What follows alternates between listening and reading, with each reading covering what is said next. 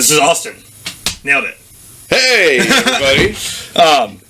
Where do you post? Where is it? Just YouTube or? You remember Chase used to work there? Yes, I do remember Chase. Him and he's the one that actually got me started on even thinking to do this idea. He's like, bro, it would be really cool if you started. When did you actually do it though? Like, because I mean, heck, we talked years I got fired ago. from Beer Garden. Okay. Fuck you, Rob.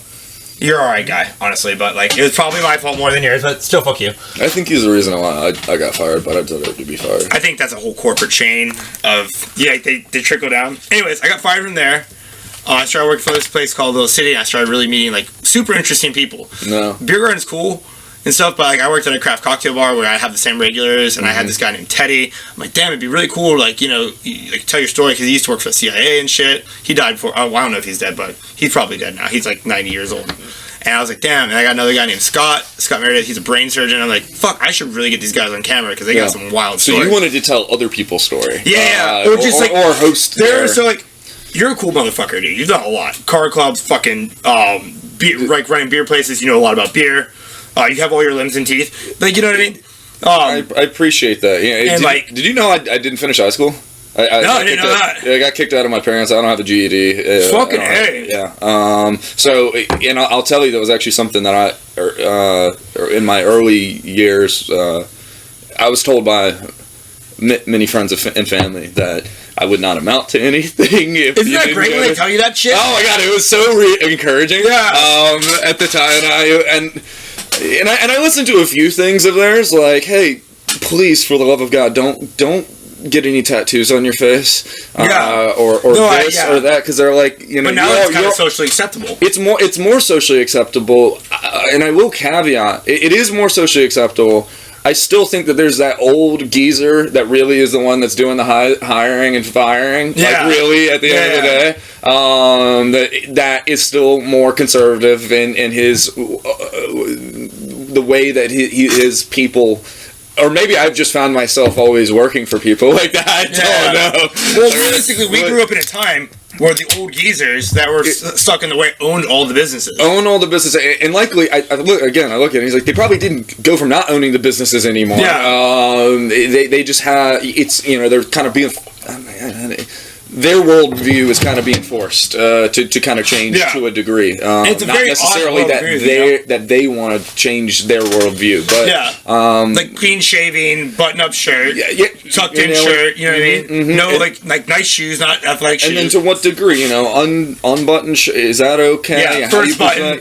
First no tie, then no one button. Right, and then, you know, thin t-shirt, long colored hat. You know, I'm expressing you need to be accepted. And for my dad owns a few businesses, so I kind of, maybe growing up around sitting at the dinner table, he's like, I kind of got maybe his perspective of it. He's like, I got people representing my operation, and I believe that humans will make a judgment on you before you ever say anything. My mom used to tell me exactly you don't get any saying it, despite your own thought and your belief that you can. If you get put in just he seems not approachable, or scary, or I'm not familiar, uncomfortable, and you know, that's someone with like race thing. You go in certain areas, or sex, or anything. Or culture. You're not familiar with it. You just don't. It doesn't represent like if you what see you someone think. that's Hispanic, you honestly think they speak Spanish. You would make that assumption. Vince doesn't really speak Spanish, and he looks Hispanic. You know what I mean? Right. So you're trying not. You don't necessarily feel a part. And again, I look at these guys and the old geezers doing the hiring and firing. Yeah. And I'm like, I don't want to. All that to say, I just was like, I don't have a high school diploma or a GED, and I if I start ticking away at my box of employability or judgment on me, because I'm already going to be judged of because I don't have a degree, and you know, I'm a dumb motherfucker, and I was like, I should probably not. As I've gotten older, I've not cared as much about that, and I'm like, I've always wanted all the time. You know what I mean? People are like, plumbers are nasty, ugly, stupid people. You know what I mean? Money though. But like, they can make money. Like the amount, like our fucking plumbing broke, You know what I mean? And he's like 3-phase to a 2-phase pump to a 2-cycle pump. And I was like, I kind of get what you're talking about. And I was like, but you are a fucking pipe genius. You know what I mean? No. And I was like, it is incredible how smart you are. And instantly take you for granted. You know what I mean? Right. In that domain and field, especially in the trade industry. Yeah. I've always had a great deal of respect for those guys and gals in the trade field, because it is just colleges aren't really pushing that, or society isn't pushing. Well, college is such a fuck thing, because like it's just like pay all this money for a degree, right? And then what do you really have? You know about it, but you've never really touched it. You know what I mean? So it's interesting you mentioned colleges. I feel like colleges originally, it was all with good intent, bigger and further education, and you're going to pay for them because it takes they have infrastructure. These giant campuses. It takes money. So you're paying for the experience and the knowledge. It really should be about the knowledge. But what happened was that the internet came out, and then COVID happened, and then like now it's like you get your degree online. You know, you can, especially it's just all accelerated. COVID accelerated, and I called COVID really the great accelerator in many categories in fields. But the one thing with the learning and education, you remember in school, I was like, you got to learn, you got to know this, you got to know how to do that, and calculators. You'll never have a calculator on you. How many times have you told that as a kid? Yeah, or you may not have a calculator, or you may not. You're going to need to know how to utilize these things. And then reality has played out, and I'm looking back, and it's like, no, none of that really was actually the case. And where our parents maybe had to have calculators on and have a map on you had to know how to navigate around. For Christmas, I gave everybody 2 years ago. I was close with a book. I bought 28 copies of this book and gave it to everybody for Christmas because I was having a hard time relating to them in a sense. Like I'm not going to say subscribe to a worldview, but technology is incredibly deflationary. Without a doubt. And it was around the time we're talking all this inflation, deflation. The moment I got up, is it going to continue? It's going to continue. I was like, look, you just push it down here. Just to cause the disruption. Now we'll definitely get high with that fucking propane heater. Let's see if I can crack it. I think that would be alright. It's funny. I'm gonna pop that one too. No, I definitely agree. It's very deflationary. Technology is, and we don't understand well the relationship between inflation and deflation. And this book, I'm not going to be. What's the book? The name of it is The Price of Tomorrow by a gentleman named Jeff Booth. And Jeff Booth is incredibly boring. Shout out Jeff Booth. To listen to. In terms of he talks like this and but the words he's saying incredibly fascinating because he's kind of figured out. He's a technology entrepreneur. He's written one book. He's not an author, really. It's not. He never wanted. He's like, I didn't even want to write this book, but he was like every. Did you listen to an audiobook or did you read it? I read it, and then I listened to just about every bit of verbal literature or verbal documentation that he did on the book in terms of podcasts going on to other people's platforms and talking about the book or breaking it down into different parts and series. What's this guy's name again? Jeff Booth.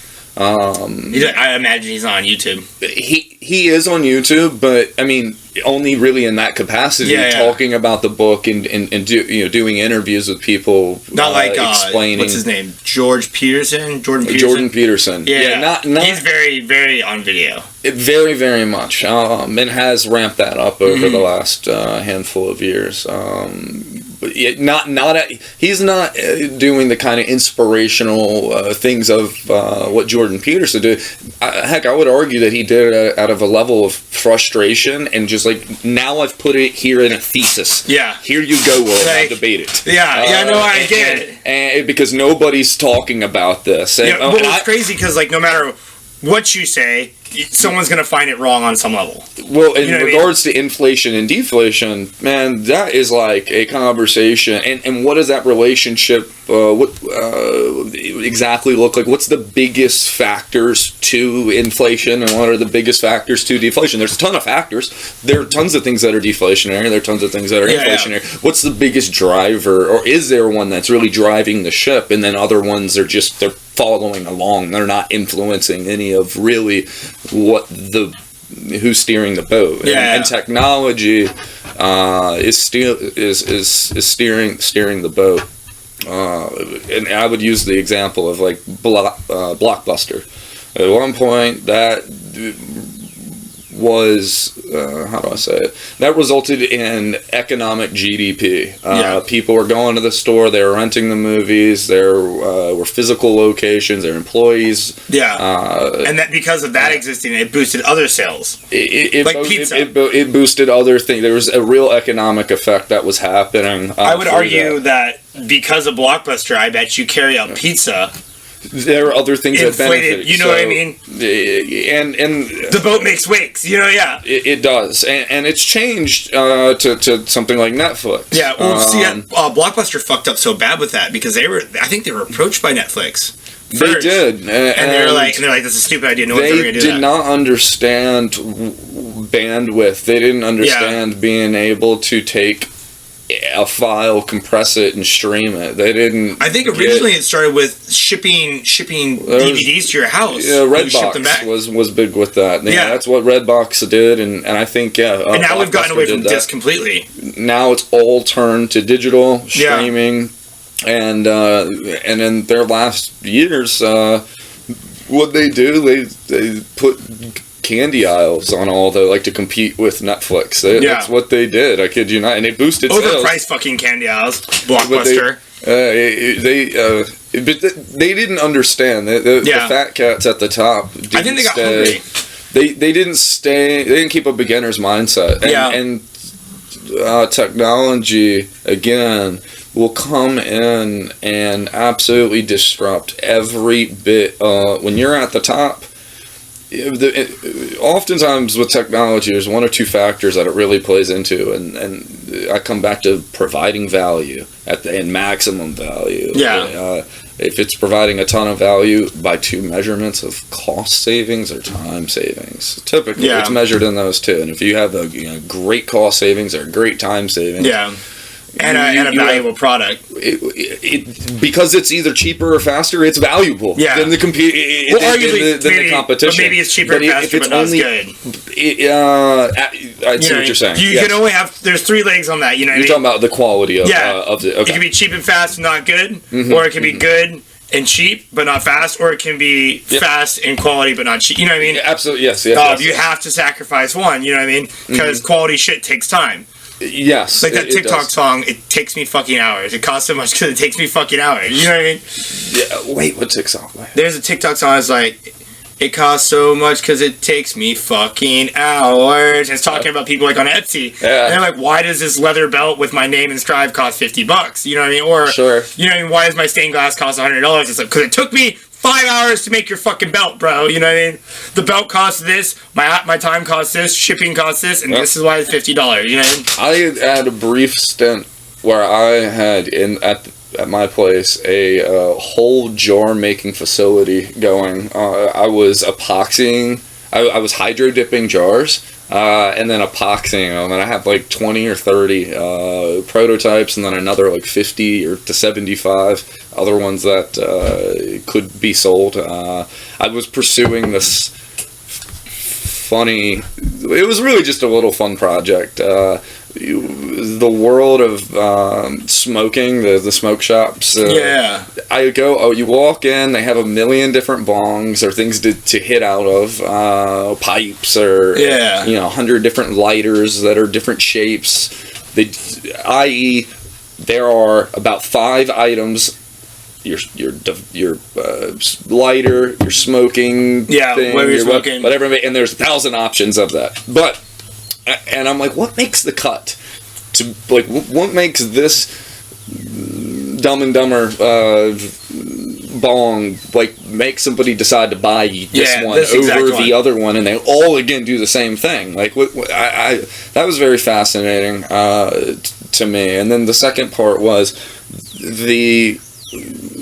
there was an area of that transaction that I thought was underserved, and that was where you stored your product and how you stored your product. It would always be like a Rick and Morty little cup or a wooden box. And I was like, nothing really has a sex appeal. No, I get you. So I went on Amazon and spent hours going through every single one, just looking for something that kind of had that. So you know the tumbler bottles that have the like a marble, like, white and black, like swirl pattern.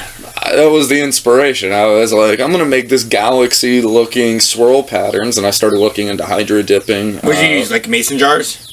No, I actually have a video. I'll see if I can find it of me. Of what they looked like. They weren't mason jars. If you remember to send it to me, I'll put a little thing on the side. That'd be fun. That'd be cool. Yeah, because again, I've never decided. Do you sell them? Or did sell them? I sold them to some friends because a lot of them were like, "Oh, I want one," but I started reading into. Oh, cool! And you dipped those yourself? I did.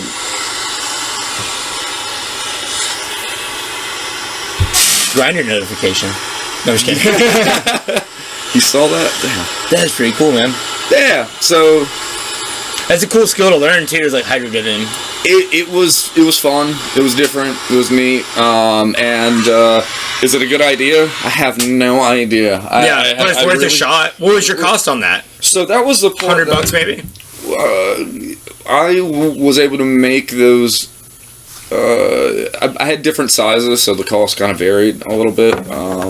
But roughly under $5. Yeah. A glass, and then I was between, and there was a good amount of labor or time that I would say accounted for it. So I was hoping to, if I could sell them for $15 to $20. I would make back. Well, again, $15-$20 I thought would be reasonable. Yeah. The problem is when you go to smoke shops, that $15-$20 turns to $30. You nailed it right on the head. Fucking course it does.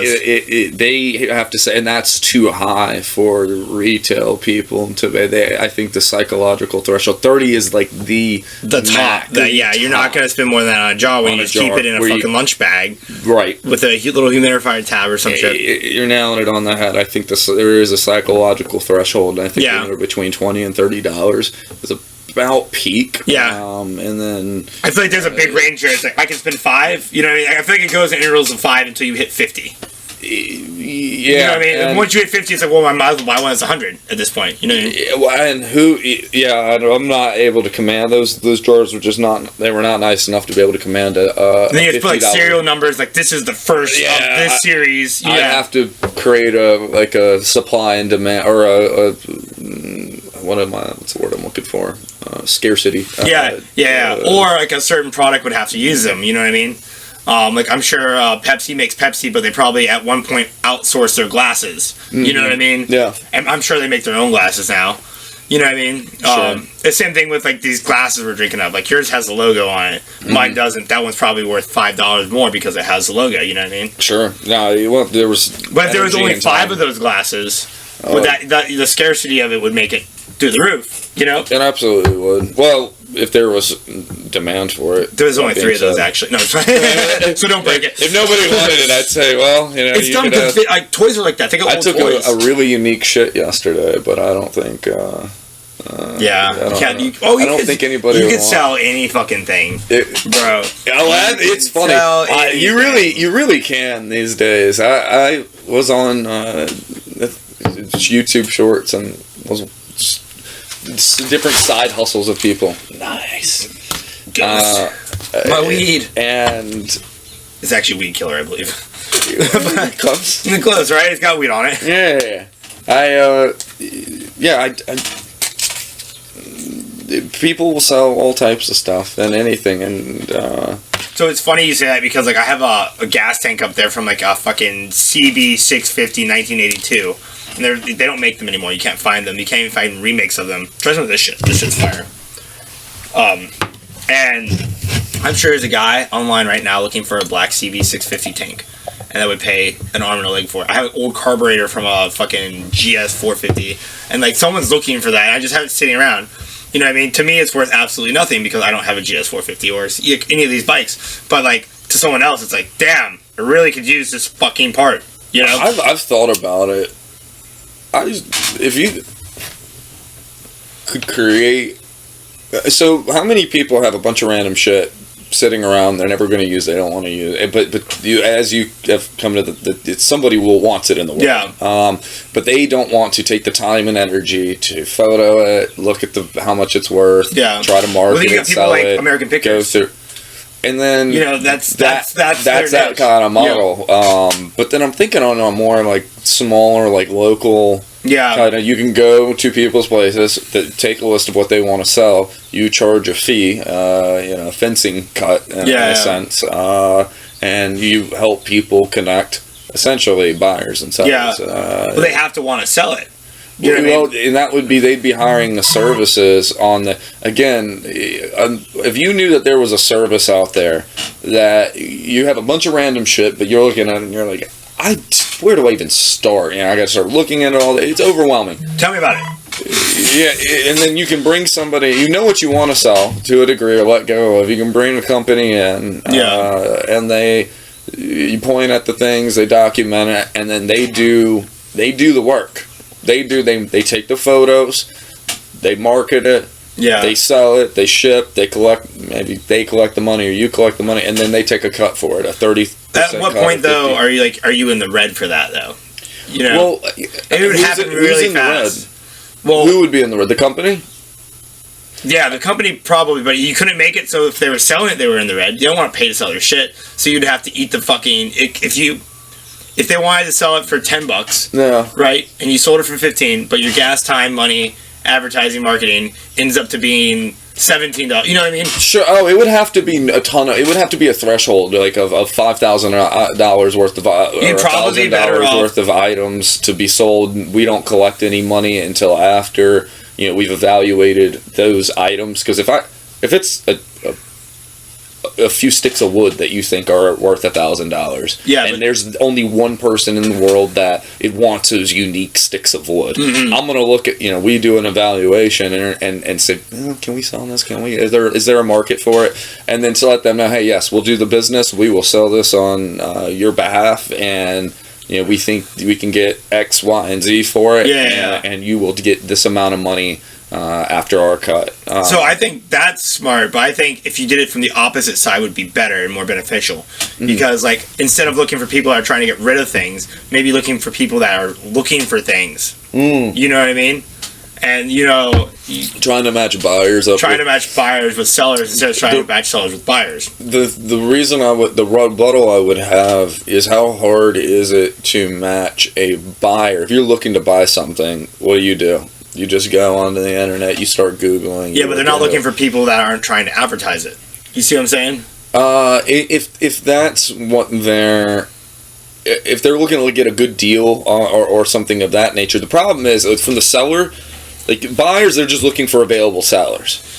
The flip end is you're an available seller or could be an available seller. Yeah. Potential seller, but nobody knows. Like there may be buyers out there looking for it, but you got to bring them. They got to know it exists. Yeah. And there's again, I look around in this garage and it's like who needs a saw but they don't know.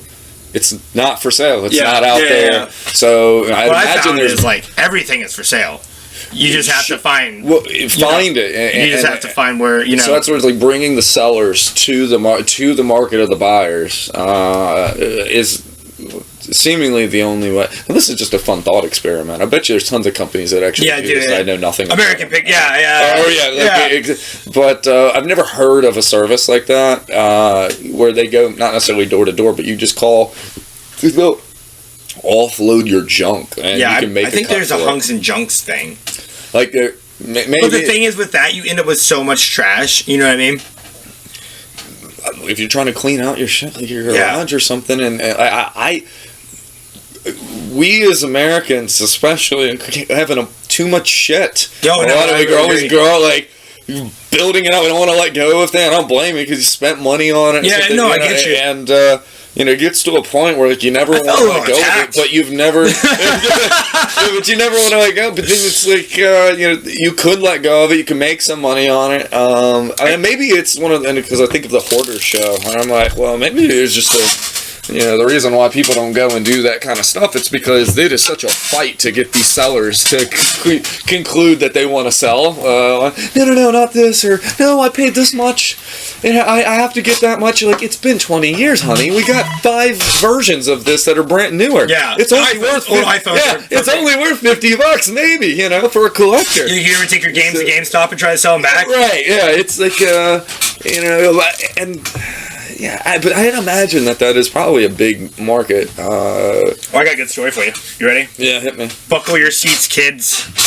When I was a kid... Do you know your demographic of any... Like, do you look at... So a lot of them are, like, random fucking bartenders. People I know always watch it. Like, if you're going to tell somebody that you did this, and they're going to probably pop a view on this. You know what I mean? Right. Even if it's for a minute. Their relations, I never get anyone that really watches them to the end.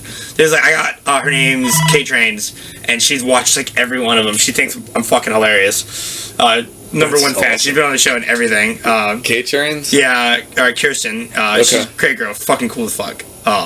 That's awesome. But I got a couple of those, and then like people will talk about it and they'll grab it. Anyways, story time. What's the story? So when I was a kid, my neighbor died, and my mom bought the house.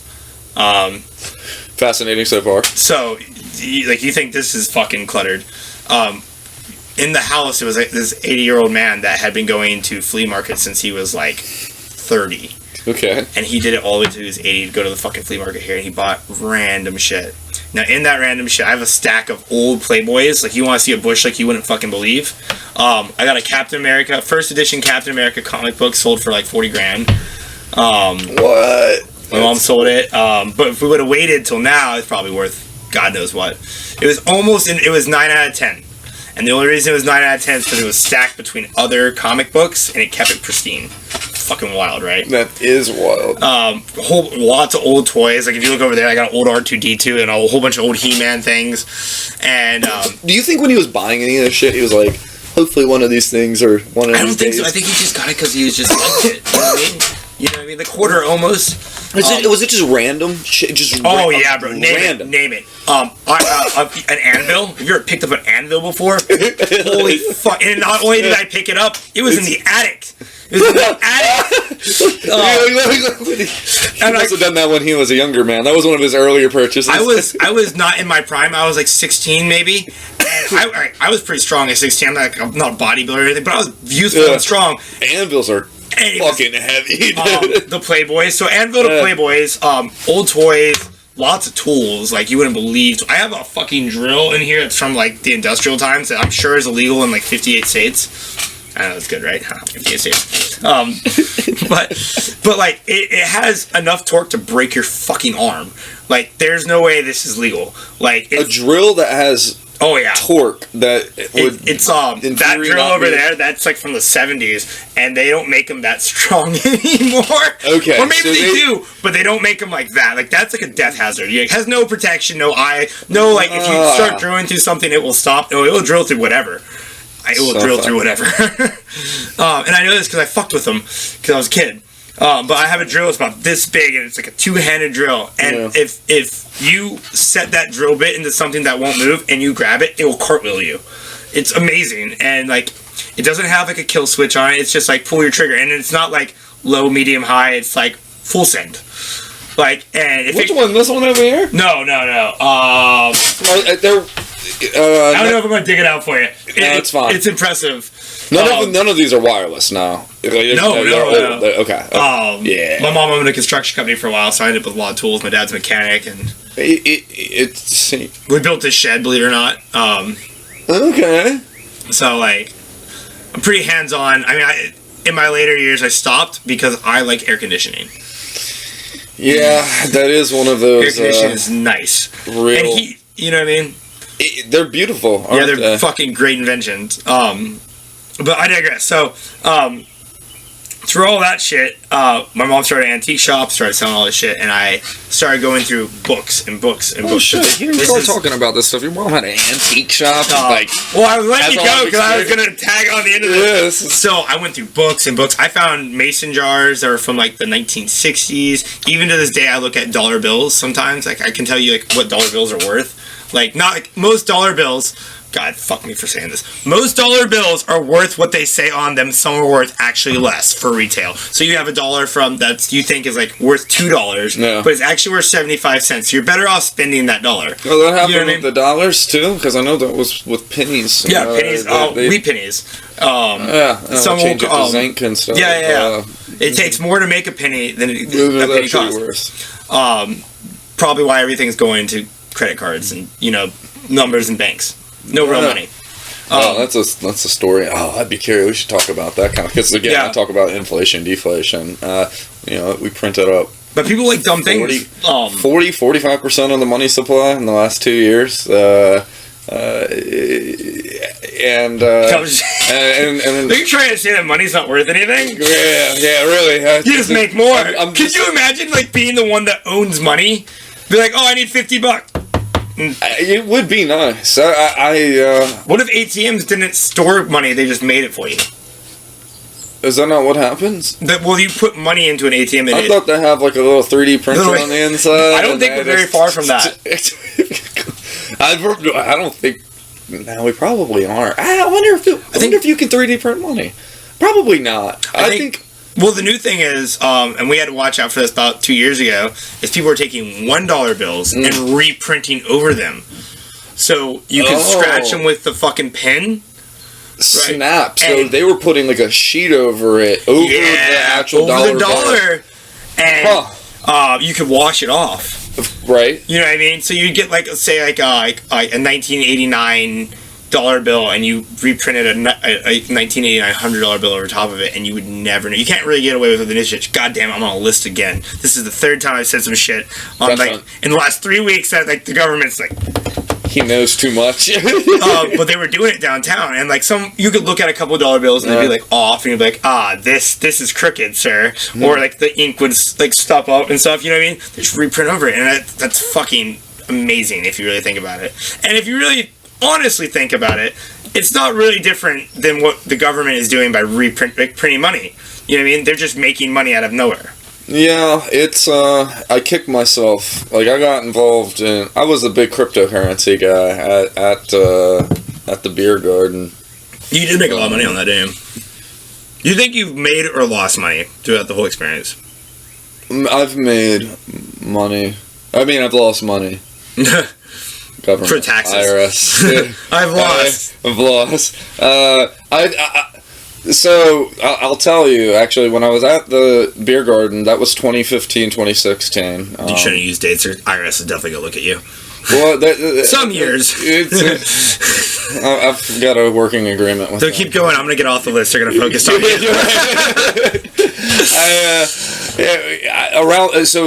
That bull run, that went out. Everyone's talking cryptocurrency and everything. Including myself, I made at the time, and I was 2021. I say made, because I'm going to put quotation marks. Yeah. You invested and had a return. I invested and I had a return of tens of thousands. Yeah. Under 100. So yeah. I'll leave it at that. And I thought I was real smart. Really, really smart. I thought I was hot potatoes. And I decided to... This is a how not to do this. No, I agree. I got the same shit. Absolutely the dumbest thing I have ever done. It is my adult biggest mistake, and it was very costly. I turned it into cash by making it into a US dollar transaction. putting it into the bank account. And after like 3 or 4 days, I'm looking at the prices, and I'm like, I'm gonna diversify. Yeah, it's gonna run again. It's gonna keep going, but I'm gonna like be in all these trains, and they're just gonna take me to Neverland. And what if one breaks down? It's fine. I got a bunch of other trains. Yeah, I'm going to the moon, baby. Yeah, and on a train. And we were just gonna fly upwards, and that's not at all what happened. A week later, it was like a few days after. I had the U.S. dollars in the bank account. And I'm like, you know what? You diversify. That's what smart people do. You diversify. Yeah. So what I do? Have you read this book you were telling me about before this? No, not at all. I had no idea. What was your thought process behind this? Like I made this much, I can make more.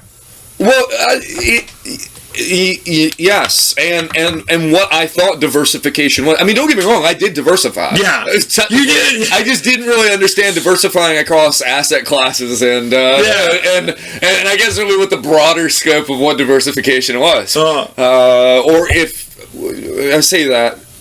The broader scope of how to diversify and not lose your asshole if one asset class, which was how I diversified, seemingly isn't doing well. Yeah. So that was my version of diversification. I bought all these different coins. Did you do your taxes that year? If you didn't, just blink twice and say yes. I thought. The law, and it's interesting, the laws did get better because they were beating it over the head.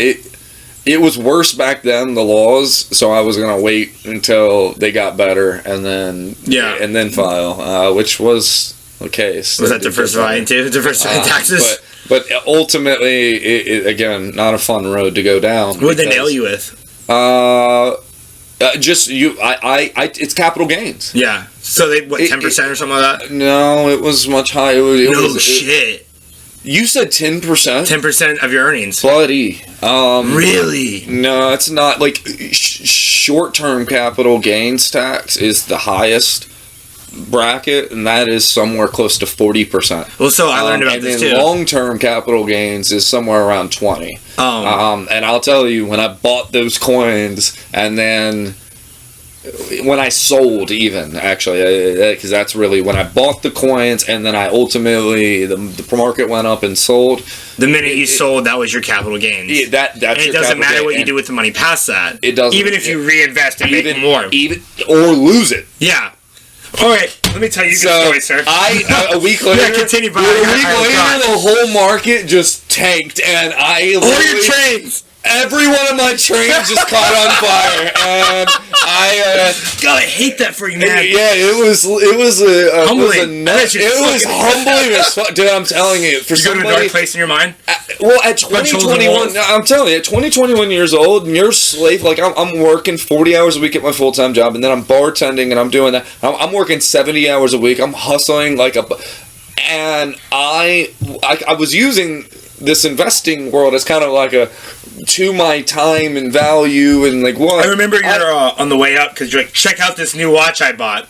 You remember that? Did I? You had that new watch. You're like, I just paid like $1 million. No way! I've never owned a nice watch. You had a nice watch and you were trying to use it for the touch before the touch was a thing on the computer system. Oh shit! Yeah, that was a Samsung. That shit was a cool watch. It was a Samsung. I remember that was your way up. It was a smartwatch. It was like $350. I mean, don't get me wrong. I mean, I guess that's money for when you're 21. $350 is a lot of money. In the watch game, I'm sorry, that is a terrible watch. A $350. I'm sorry, I say terrible. There's just tiers in that watch world, and I try not to spend much attention to those tiers because I'm nowhere there, and I don't want to look into them because I think they look really awesome and nice, but they're just complete fuck you symbols. So I have one now, and I only use it like when I go to like theme parks and stuff, or I stuff my phones in my backpack, but I don't take it to work. You know what I mean? Oh gosh, no. Because it's smashed up. You know, smashed up. I'd be scared if I had a really expensive watch. Legit, go walking around. People, you get robbed or killed for a lot less I'm gonna lose my arm or hand. Someone will just come out with a machete. Nice to meet you. Catch your fucking arm my arm off and just take my hand with them. They'll throw your hand back. They'll give your hand back. Like, no, just take it. They'll take my watch and my hand with them. They'll chop it off and just hold on to the hand and keep rolling, dude. And while I'm in shock that my hand just got fucking lopped off. I'm telling you, would you be more upset about the watch or the hand at that point? My hand. See, but then I'd be annoyed by the fucking watch and my decision. But you gotta put it like in your ankle and put your jeans over it. I'd have to do. Yeah, wear long sleeve shirts. I'm in short terrified. I say terrified. You gotta kind of watch yourself with any kind of that car, a Corvette. Yeah. Oh, you're fucking. I hate driving it around in the hood. No, not even just the hood, but it is the hood. But in areas where I'm the only Corvette. The only Corvette. No, the only cherry red sports car. I seemingly get a lot more attention now, and everyone thinks I have money. Yeah. That's not necessarily the case. I'm not trying to say, like, your Corvette is a bad car, but, like, your Corvette it's a piece of junk. The reason why I have that Corvette is because my sports car... a piece of junk? No, I'm telling you, it's not great. The car I had before was beautiful. I had a 370Z Nissan Sport Tech, and it was like the Toyota. You like that more than the Corvette? Fucking loved it more. Really? Oh my god, I would take that car any day of the week over the Corvette. No shit. What year is the Corvette? 2012, and then the 370 was a 2015. Okay. But the Corvette has more miles on it. Probably more balls. If you measure horsepower by balls, then yes. Or balls by horsepower, yes, it does.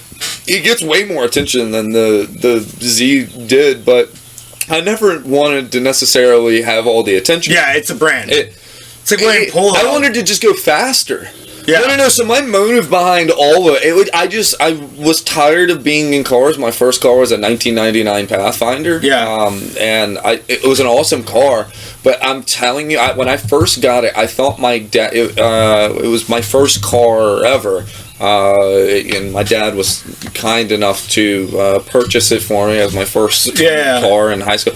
But I remember driving it and trying to go up a hill, and I legitimately thought that he had fucked with the speed, like the ability for it to get up to an RPM to produce enough speed. I thought he capped it. Yeah, I thought he and I knew nothing about cars at all at this time, but to say the least, it was very slow.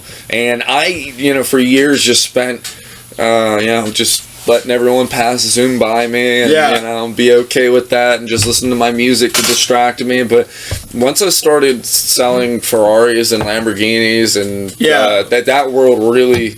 I got one. Oh, I got one for you. It messed with me, I think, because that's when I bought the sports car, and then I got even faster. I just wanted to go faster. I was like, if anything, I'm going to go faster through this equation. So, I've been in a Maserati, the brand new 606 Corvette.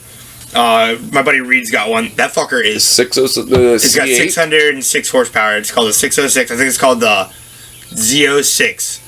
Oh, a Z06. Okay. Yeah. But on it has a little black. Do you know what version? It's probably a C7. It's probably a C7 because they just came out with the C8s. No, this is not that new. It's not the back engine. It's still the front engine. Okay, then it's probably the model right before. I have a C6. He probably has the C7, the one new, and then now theirs look like Ferraris practically. Yeah. All right, so hit me. All right, so I got in this Maserati. In a week, I gone over 160 miles 3 times in 3 different cars. My boss at the time, I had a Maserati. Hold on, boss. I've been in the Lamborghini. I have driven a Plaid. Actually, you mentioned something about a Plaid. Have you ever been in the Plaid? I've not been in a Plaid. I heard they're fucking awesome though. It would not be something I would own, but I heard they're fucking awesome. Same. No, it's same. I would do a Tesla, like one of the lower tier models, but the Plaid is it is a deathmobile. And let me explain. Because it's instant torque, right? It's so instant, your reaction time, and it's one of the fastest land vehicles at 2.3 seconds, 0 to 60. Good God. It is absolutely... It probably has all sorts of traction control, too, so you really get every bit of that 2 seconds. Maybe. I didn't press any of the... But I just, we had one on the lot, and we had just gotten it in, and I needed to take it from point A to point B, and I did that in when a car has sports mode, it's seconds. Cool. I did. Yeah, but when a car has race mode or track mode, then it's really cool. It didn't even. Yes, my car has a race mode and track mode, but I'm telling you, I wasn't. It's funny you say cool. I wasn't even. I didn't walk away. It's a card. It's like a yeah. It's just like this is like you might kill yourself. This is like you will kill yourself, and this is just like a skull and crossbones. They might as well be, and that's what was the part. It was just.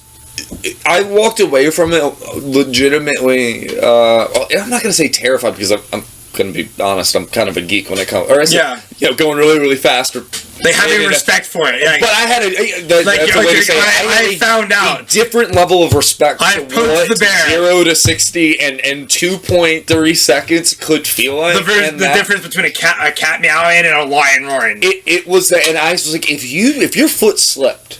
If your foot slipped, you accidentally like hit the gas pedal.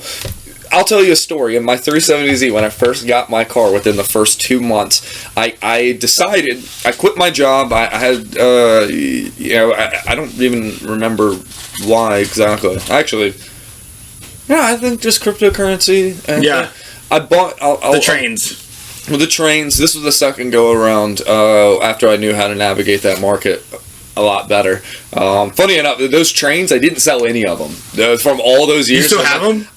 Whole train set. So I had the whole train set up until when in 2020, everyone was solving cryptocurrency again. Yeah. I sold all of those trains. Everything. I got pretty much completely out. And I bought one NFT. I did get into the NFT world. Bojangles release. Shout out Bojangles. This is something cool for the YouTube world. Bojangles did a NFT release where if you bought one of the 7 NFTs, you would get free Supremes for the year. Shut the fuck! How much was the NFT? Yeah, like $500, but it was a bidding. It started at like 0.1 or 0.2 ETH, and then you had to go in a bidding war. Like 7 in the morning, I was on. Robinhood. No, I forget the exchange. Keep going. I'm not pissed. So anyhow, I got in a bidding war with this one NFT that I thought looked the coolest, but it got up to like $1,000, and I was like, I think it was $500 that the starting price was. Got up to $1,000, and I was like, I don't. And then these other ones were still at like $500-$600, and I'm like, all I want is the Bojangles at the end of this transaction. Because NFTs, most people don't. The best way I know to articulate them is they represent the transaction. Like they have the data built into it. It's like the receipt. A company makes the promise of this is what that when you buy this. Like Ferrari was selling their cars online on NFT markets as an NFT, but what was attached to the NFT that cost you $2 million was a Ferrari. They sent you a Ferrari. So you bought the Ferrari and you got a digital, and they can verify it on the blockchain. So in short, that's how I bought one of them. And I couldn't figure out how they were going to like verify that I didn't see how I was gonna have free Supremes for the year. I didn't know if I'd get like a card that then I put around. No, they just know you. They just fucking know you. They just know me. Well, I'll tell you, the Bojangles next to my house. They definitely know you. Oh my god, they knew me through and through. I mean, it was very amusing those times. But I couldn't figure out how they were gonna do it. And it actually took them 2.5-3 months. Shame on you, Bojangles, for taking this long. So they didn't give you a year. Well, they gave you 10 months instead. Because here's the thing.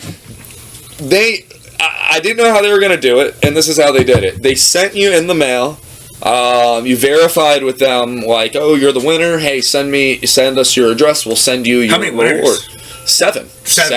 You're one of 7 people. I'm one of 7 people that has a Bojangle NFT. I still own the Bojangles NFT, but the reward, the Supremes, the free Supremes for a year. How much is a Supreme? Well, that was another thing. So I went to their menu. So I just fucking tried. No. This is incredibly important because that's how they market it. Do you spend $500 a year on Bojangles? I looked at it as the minimum. The Supreme snack was the cheapest thing that they had that had Supreme in it. So I did the math of how much I would likely go to Bojangles in a week, and how much are cheap if they went with the cheapest item. How much that would yield me in terms of money transactions versus how much this NFT is going to cost me, and do that value measure. And even at the $5, their cheapest, I was like, yeah, I'll likely eat $500 in Bojangles this year, especially. I will now. Yeah, 100% to do it if it's on the house. How many did you get a day, or did it matter? So how were they going to do it? I had no idea. I gave them my address. Sounds like you're going in really blindly. I was. I didn't understand how they were going to verify me. Any Bojangles I went to, they were going to know that, I was the Chicken Supreme winner. Yeah. Like, how are they going to do it? But if it's small, right, like, you have to wear the chicken suit. Yeah, like, was going to have this card that they all, like, were clued into. There was a corporate email that was like, guys, we're going to have 7 of them that can pop up anywhere. And, they better be the best. And when they start seeing you, they're like, he's fucking here again. Right. Give him the heat lab chicken. How were they going to do it? So, they did it actually the way that I thought made the most sense, frankly, considering the situation. However, I would have liked it to be cooler than how they did it. Give you a punch card? Gift cards. Oh, fuck off. Just gift cards. Forever, though. No. For a year. For a year, but they sent $4,000. No, I'm sorry, Bojangles. That's not the case. $3,650. They give you $10 a day for a year. They did that math. That's actually not that bad. Considering, and like, I'm sure this is illegal on like everything. So they send you a $10 gift card for every day. It's $365 in a year, right? $3,600. You could honestly sell those for half the price and still make your money back, right? At $500. But so it's funny you're saying this. No. Is this illegal? I have an inside story. I use these because it's an obscene amount of Bojangles for any one person to Do they expire? At the end of the year. They had an expiration date. That's why I was like, you fucks. Wait, they give you multiple cards? They gave it to me all in one slot. I have $100 Bojangles card. I'd say one had $50 on it, and I had 36. So I had $3,600 cards, and they had a $50 card. I wonder what's the max. All right, fact checker. How much can you put on a Bojangles gift card at one time? Could you imagine having that card and losing it though? I'm glad they did it by the 100. Yeah, absolutely. Because it allowed me to do a couple. And I'll be honest with you, it would have been smarter for them to have done it that way because I used them for bartering. There's a smoke shop around the corner. I used to do this with buy one get one free Jersey Mike's cards. I kid you not. Of these, I probably got 5 or 6 packs of these on the house because I was sliding these dudes Bojangles cards. Did you ever tell them why? Or did you they knew. Oh, they knew. They knew. Yeah, I told them. Bro, I would have lied my way through. I'm like, I'm the CEO. No, I was just like, fuck it. Yeah. All right. While you're pissing, I got to get one for you. All right. And I know you're still trying to tell me a story. I got sidetracked. I know, it's fine. I like hearing yours better. You're 160. That's what I was going to tell you. How I sold exotic cars. I even drove the fastest 0 to 60. Yeah. Okay. I'm going 160 miles. Do you want to hear that, or do you want to hear my fuckery with Robin Hood first? All right, I'll start with the fuckery with Robin Hood shorter. Did you go to the bathroom around here? Yeah, just piss off the side. Doesn't matter. You piss wherever. So the fuckery with Robin Hood. So during COVID, everything fucking tanked, right? Everything went down, and I bought in on airlines and cruise ships and just a couple other dumb things. What I really should have fucking bought, knowing what I know now, is GameStop. But fuck me, right? So I was making great money off that. I'm like, hey, if I keep reinvesting this and reinvesting it, I can be set for at least a couple years, you know what I mean, and purchase my way into businesses or start my own business wherever I want, t-shirt printing, car painting, whatever the fuck I want. And at the end of the year, my girlfriend wants me to do my taxes, which, being in the service industry, you don't really make much on taxes, so sometimes you do and sometimes you don't. I had to catch up on all my back taxes. And I thought I was going to be fucked because of my last couple years bartending. Turns out turns fucking out, the way I got fucked the most was off my stocks that I sold, right? Because I sold them and I rebought, and I lost a little bit. I didn't lose a lot, and a couple of them I'm still in, but technically I'm still up 10 grand after taxes. They fucked me so bad on my taxes. I think I owed 4 grand, so like 3 or 4 grand. I owed 4 grand off to like the 20 I made. I was like, holy fuck. That sounds. It's right. It sounds exactly. Nailed me to a wall because it was short-term investments. It was multi-sells. Yeah. You know what I mean? It was like sell, buy, sell, buy, sell, buy. Short-term capital gain. That was the part that, again, 2016, 2015. I knew nothing of investing that world. What capital gain? Yeah. I kind of had an idea, but the next pandemic, I'm buying everything.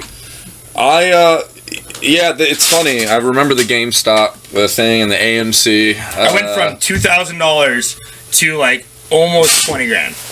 Yeah, I'll tell you, one of my most annoyed things that I stayed involved in the cryptocurrency world. Well, I'm still in because I found out after you sell it, you have to pay taxes. Yeah, so if I go up $100, I go down. I'll go down 1,000. I go up 3,000. I stopped looking at it. Yeah. I'm just gonna wait. You know what I mean? It's a time. You know what I mean? I look at what it changed from for me with cryptocurrency, or investing, but specifically cryptocurrency. It was, rather than trying to look at it from like, oh, if I buy this one, I can make money here or this. It was, I didn't understand blockchains. Yeah. I didn't understand hashing algorithms and candles. What that I still really don't. I don't look at it from a trading perspective. I look at it as investing in new technology that is going to be either impactful in the world or not. And most of cryptocurrency is complete bullshit. It's absolutely. I think a lot of it's luck. It's gambling. It's just gambling. It's gambling with taxes. It's gambling. Which I don't know. If you go to Vegas and win money, do you have to claim that? It is, yes. But how would they fucking know? There are ways around. Matter of fact, there's actually like legitimate money laundering techniques that are used with casinos, but not necessarily. I don't think they're U.S. casinos. Yeah, because at a point you have to lose. Well, it is gambling. You can't win every time. You play a hand. You transfer money into chips. Keep the chips. You play a hand. You keep the chip. You change it out. Like I don't know how it's done, but it sounds like I just know how. I always thought when you laundry money, you put it in the dishwasher. I was in the weed game, bro. I was growing weed for a while, and I saw real laundry, like money laundering, like where you can't put it in the bank, where you have to go buy trucks or cars or tractors, and then you sell the tractors. Yes, but no matter what, that's part of because of being legalized in states, and it being federally criminalized, they have to do. I'd say that's why they're money laundering. Well, they dude. I got videos of like Black Hawk helicopters watching me. And, dude, it's wild. The first time I saw it, we all took off running, and then like after a while, you see them every other month. You know what I mean? Yeah. And you're like, they're just checking on it. But they rolled it up one fucking time. ATF and federal. God, what's the one that does the weed? Whatever they are, they rolled up with fucking like M16s on their chest, and they're like, "How many people were here?" I'm like, 3. They're like 6 actually, and they like listed all their names. I'm like, well, I bet I shouldn't lie to these mother. They knew the dogs' names. They knew the fucking dogs' names. How the fuck do you get bang? Bro, you know what I mean? If you want, that's the IRS. All this like they know they want their money. But they won't tell you if they owe you money. It's very what a fucked up chain. It's a nice way that they set up the streets. For that. For them, they definitely paved the roads and put the one-way signs. One way is fucking. So I mean, look, again, if they want to find you and they don't, you're gonna be. They want you to be a center of attention. Yeah. You're going to be... But it's crazy because, like, what I found out there is a lot of things go to vehicles or houses and everything's paid for in fucking cash. Which is beautiful because you just pay homeowners insurance and your taxes on the house and no one ever is fucking wiser. You could sell a house for $1, but you really didn't sell that house for $1. Yep. Please don't put me on the list for that one either. God damn, I'm gonna get knocked on the door after this one. So back to the car thing. All right, going 160. All right, so maybe over 160 was a little bit exaggerating, but I definitely went over 130 3 times in a week. Okay. Upwards to 160. Well, okay. I feel like that's more fair. The first one, I was in a Maserati. You know where downtown where the Village is or was? Mm-hmm. Your Cornerstone, Hop Capital right there, and that Maserati has a Ferrari F4 motor in it. It's like a rare release, and he fucking nailed it, dude. And like, I'm not afraid. I rather drive, but I'm not afraid of a lot. But when you hit that, I was like, oh, seatbelt's a good idea now. Yeah. And it makes you feel light. You know what I mean? Because the car picks up. And we took that one exit where the Bison is. I'm like, we're gonna die. And I looked at him. My boss that was driving, I was like, kill me. I don't want to be a vegetable. He's like, skirt, skirt, skirt, skirt, like coming around the corner, and he's changing the fucking radio. As we're driving, I'm like, holy fuck, bro. The next day, I was talking shit to Reed. Reed's got the Corvette. I'm like, yeah, like, whatever. I was like, his Maserati, I knew what I was doing. I knew 100%. Like, his Maserati will smoke your Corvette. You want to find the fuck out? You want to find out? I was like, yeah, let's go right now. We're opening the bar, right? He takes 2 shots of fucking Crown Apple. He looks at me, get in the car. I was like, all right. So turns out when you buy a Corvette bran new, they offer a little road course that you can take. It's like Corvette driving course. Oh, you should probably fact check me on that. That's what I was told. I could be lying. We got on that fucking Capitol exit, and he nailed it. And that car probably weighed 5 pounds for all it mattered. Back in the seat, I was like, we're gonna die. And like, whatever. I made it once, right? Flying through traffic, and I like just glance over. I'm watching 130, 140, 150. I'm like, ha ha ha. And then this other dude, he bartends at Teats, or he did. Yeah. He has a Boss Mustang that was like fully built. I don't know how true that is. He's a character all on his own. And that Mustang was just as fast as that Corvette. Right? Fucking, you try some of this.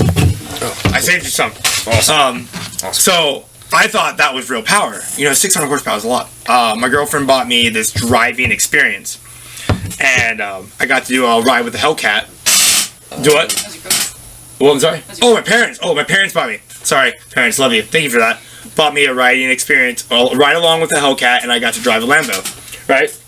And that's cool. It's super cool. It's like $400. $1,000 gets you to drive from here to like Charlotte. But this is on a legit racetrack with the straightaways and turns. And I've been in things that can corner well. I've never really driven anything that fast. Yeah. The Hellcat was cool. I was like, wow, this is fucking power. This is just as much power as a fucking Corvette. I realized and it's on a track. I'm not worried about anything. This is a fucking race car driver. They put me in the driver's seat of the Lambo. Yeah. And they're like, yeah. And I was like, bro, I was just let me know when it gets to when he's like gas, gas, gas. I'm like, bro, we're flying. So the Lambo has like a gas pedal that you can hit, and it feels like you hit the floor, but it actually has another like inch or two that you can like stuff it to the floor. Yep. And the first straightaway, coming out of the turn, he's like, let the Hellcat go, and he's like, now punch it, and I fucking nailed it, and I watched it go from like 45 miles an hour to 130. I was like, whoop! I was like, holy fuck! Went around the track, got a little confident. Went around the track second time, nailed it right out of the turn because I knew it was coming. Yeah. Watched climb 140 miles out. Like, this is awesome. You know what I mean? Yeah. Maybe a quarter mile straight. You know what I mean? For a turn. So the last time he's like, you can go faster. I was like, oh, you bet your ass I'm gonna go faster. And so I'm fucking pushing it through the turns, and like I've ridden like go-karts at fucking Venture Landing and Rush Hour and shit. Like, I'm a professional, obviously. And I'm going around these turns, and he's like, gas, gas. I'm like, oh, this steering wheel doesn't feel like it's just. I was like, that's too much. And they warn you before you ride, like, you put a tire in the grass, $500. You spin it on the grass, it's $1,000. You wreck this car, you figure the fuck out. That's exactly what I was gonna ask. I was like, how can they make it at $400? Have they ever had one crash? I think it's a tire thing. They have to go through it all. Actually, they did have one crash. Like, how does that work? Do like insure? Like, I'd be They're curious. They're all definitely insured. So if they get smashed, it's all good, even about that. But are you paying for it? You said they're all insured? You pay for it. Then does that make it insured?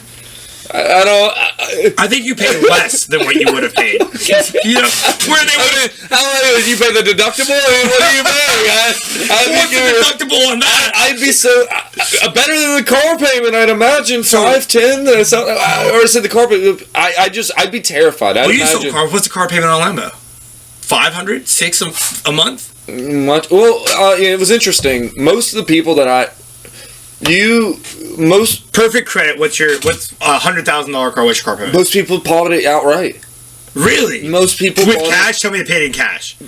Well, not bringing a duffel bag, but just wire transfer. Yeah. Like, just like they have, or they only finance like $20,000. It would almost seem like they would do it, and it would be intentional that they would finance some degree of it, but it would seemingly be at half or less than half. Yeah. It was never like questionable credit, and then they're only putting 10, 15, 20% down or nothing down. Yeah. There were a few that just had impeccable credit that didn't put anything down, and they didn't have to. Like I got really good credit. What would I put down?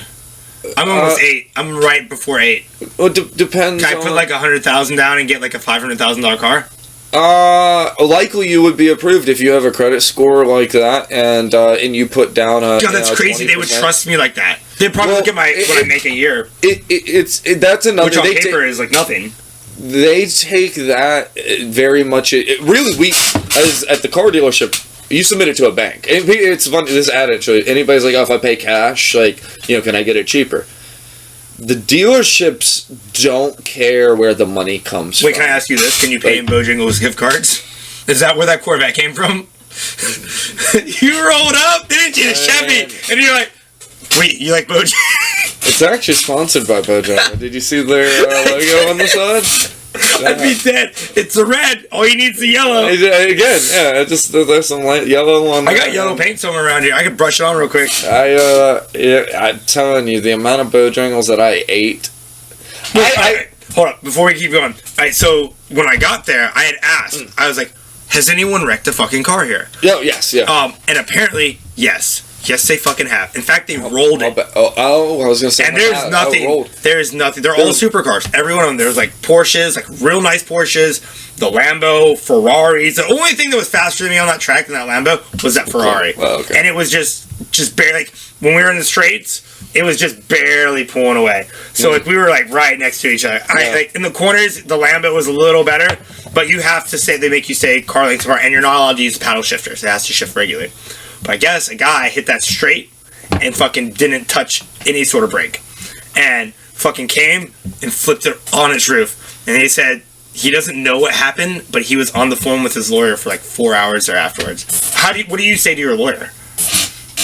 Well, I guess you show up with a lawyer already at a time, because I would have been on the phone with my mom crying probably. So, like, my life is ruined. I have just really fucked up. My name became Scott real quick. I would have left. I would have just left. Yeah, it probably wouldn't have been the right move either. I have so many fake IDs at the bar. I'd just give you one. I think that if they want to find you, they're going to find you, and for a high enough ticket item, you're going to be found. Where's Joe been? Oh, he moved off grid. Yeah, that's fair. To each, everyone has different tiers of to what degree they can and know how to kind of go off grid and ghost mode. Most people. Let me make sure someone's not fucking dying. That's blowing the fuck up. I say most people. I almost have a full belief that if there are people that want to find you, no matter where you are, really, it will find you. It just is a matter of how long it takes them to find you. Sorry, dude. They're gonna keep texting me if I don't just say I'm in a podcast. Shut up! Leave us alone! I'm gonna turn the volume off now. My whole thing with my phone, especially when I'm at work, is I don't really touch my phone. Unless it's to call her. But if I see that I have like 3 missed calls by the same person or 2 missed calls, sure, because something happened. Something's going on. They need to get in touch with you. So far this year at work, I found out one of my dudes wrecked a motorcycle and died. I found out my grandma died at work. Like at work, you know what I mean? Yeah. Like people can say what they want about no phone policies at work, and I get where they come from when they're like, you're on Facebook or you message your boyfriend, but like I'm a fucking 30-year-old man. You know what I mean? I paid for my fucking phone. If someone's trying to get up with me and it's serious, I'm not going to ignore that. You know what I mean? Like, yeah, it's interesting. I had this fight with my dad. He owns a few businesses, and I say fight. I just had a disagreement, but it is a balancing. I don't really know how to feel about it because I get his thinking on it, and it is you're at work. You're at work, and most people don't have dude, this is the portal to all of. To everything from porn to information, to porn information, to wasting your day and time away, to somebody calling you saying that your best friend. And but to what degree is it that kind of information? I think it really bases on the person, though. Well, I'll tell you, if my time was filled mainly on my phone with people calling me, letting me know terrible information versus all the bullshit porn fun videos, I'd probably burn my phone and not on a phone. I probably wouldn't want to know. If it was majority negative input versus this is fun, this game, this. I will say this: growing up, I had very reckless friends, and I was reckless. The only thing that really calmed me down was my girlfriend. I used to take that motorcycle, split lanes, ride wheelies, fucking do donuts. I was a fucking hellion. By the way, that motorcycle is for sale. It doesn't have a scratch on it, and it's meticulously maintained in case anyone's worried about that. It's got brand new tires. Anyways, it does look good. I take care of my shit. I used to race dirt bikes. You can ride shit hard as long as you take care of it. You know what I mean? It's meant. You know what I mean? Ferraris are meant to go fast. You know what I mean? So it's interesting. I listened to some. I forget who it was. But he was like, I think it was a guy. It was about motorcycles versus cars or fast cars. He's like, you can pay $5,000, $10,000, $15,000 and you can get something that can that's 200 fucking miles an hour. That goes just absolutely way fast. Yeah. The difference is that if anything happens, you are almost definitively not going to live through it. It's a game over. Scenario. He's like, in a car, you have a chance, a lot bigger fighting chance, but you have to pay. And no. I think over 200 miles an hour, it doesn't matter what you're in. You know what I mean? In a motorcycle, you'd be going, the reality of it, and this is actually where it hits actually home for me, because I've had two friends of mine that have just been smashed to pieces, and they're just in the middle of the day driving their motorcycle and some idiot on the road. Yeah. I'll tell you, how annoyed I will be in wherever I'm at after if I die by some dumbass on the road on the phone. Yeah, oh God. I will do everything I can. I'm gonna be mad. I'm mad now thinking about it. Yeah, that is a possibility. Bro, and I spend a lot of time driving nowadays on the road. And this past week, I'm driving to Charlotte, and I hear this sound come out of this buzz, and it gets so loud, so fast, and then zooms by, and it is a motorcycle, and I've been around fast cars, gauging speed, was going 120 to 140, something like that. He was fucking flying. In a school zone. On the freeway. But what was wild about it was that there was a police officer chasing him, going just as fucking fast, and I'm telling you, they barely missed my car. I about killed myself. I about just swerved off. I didn't know what the hell was going on. And that's on you. It would have been on me. It scared the tits out of me, man. It was no good. It was not good. And then I watched the spectacle go on. The motorcycle guy veered off and got off onto an exit. The police officer you talking about, he would have been fined the $500 because he was all in the grass. He hit the grass hard. They're again going. It would have been a movie.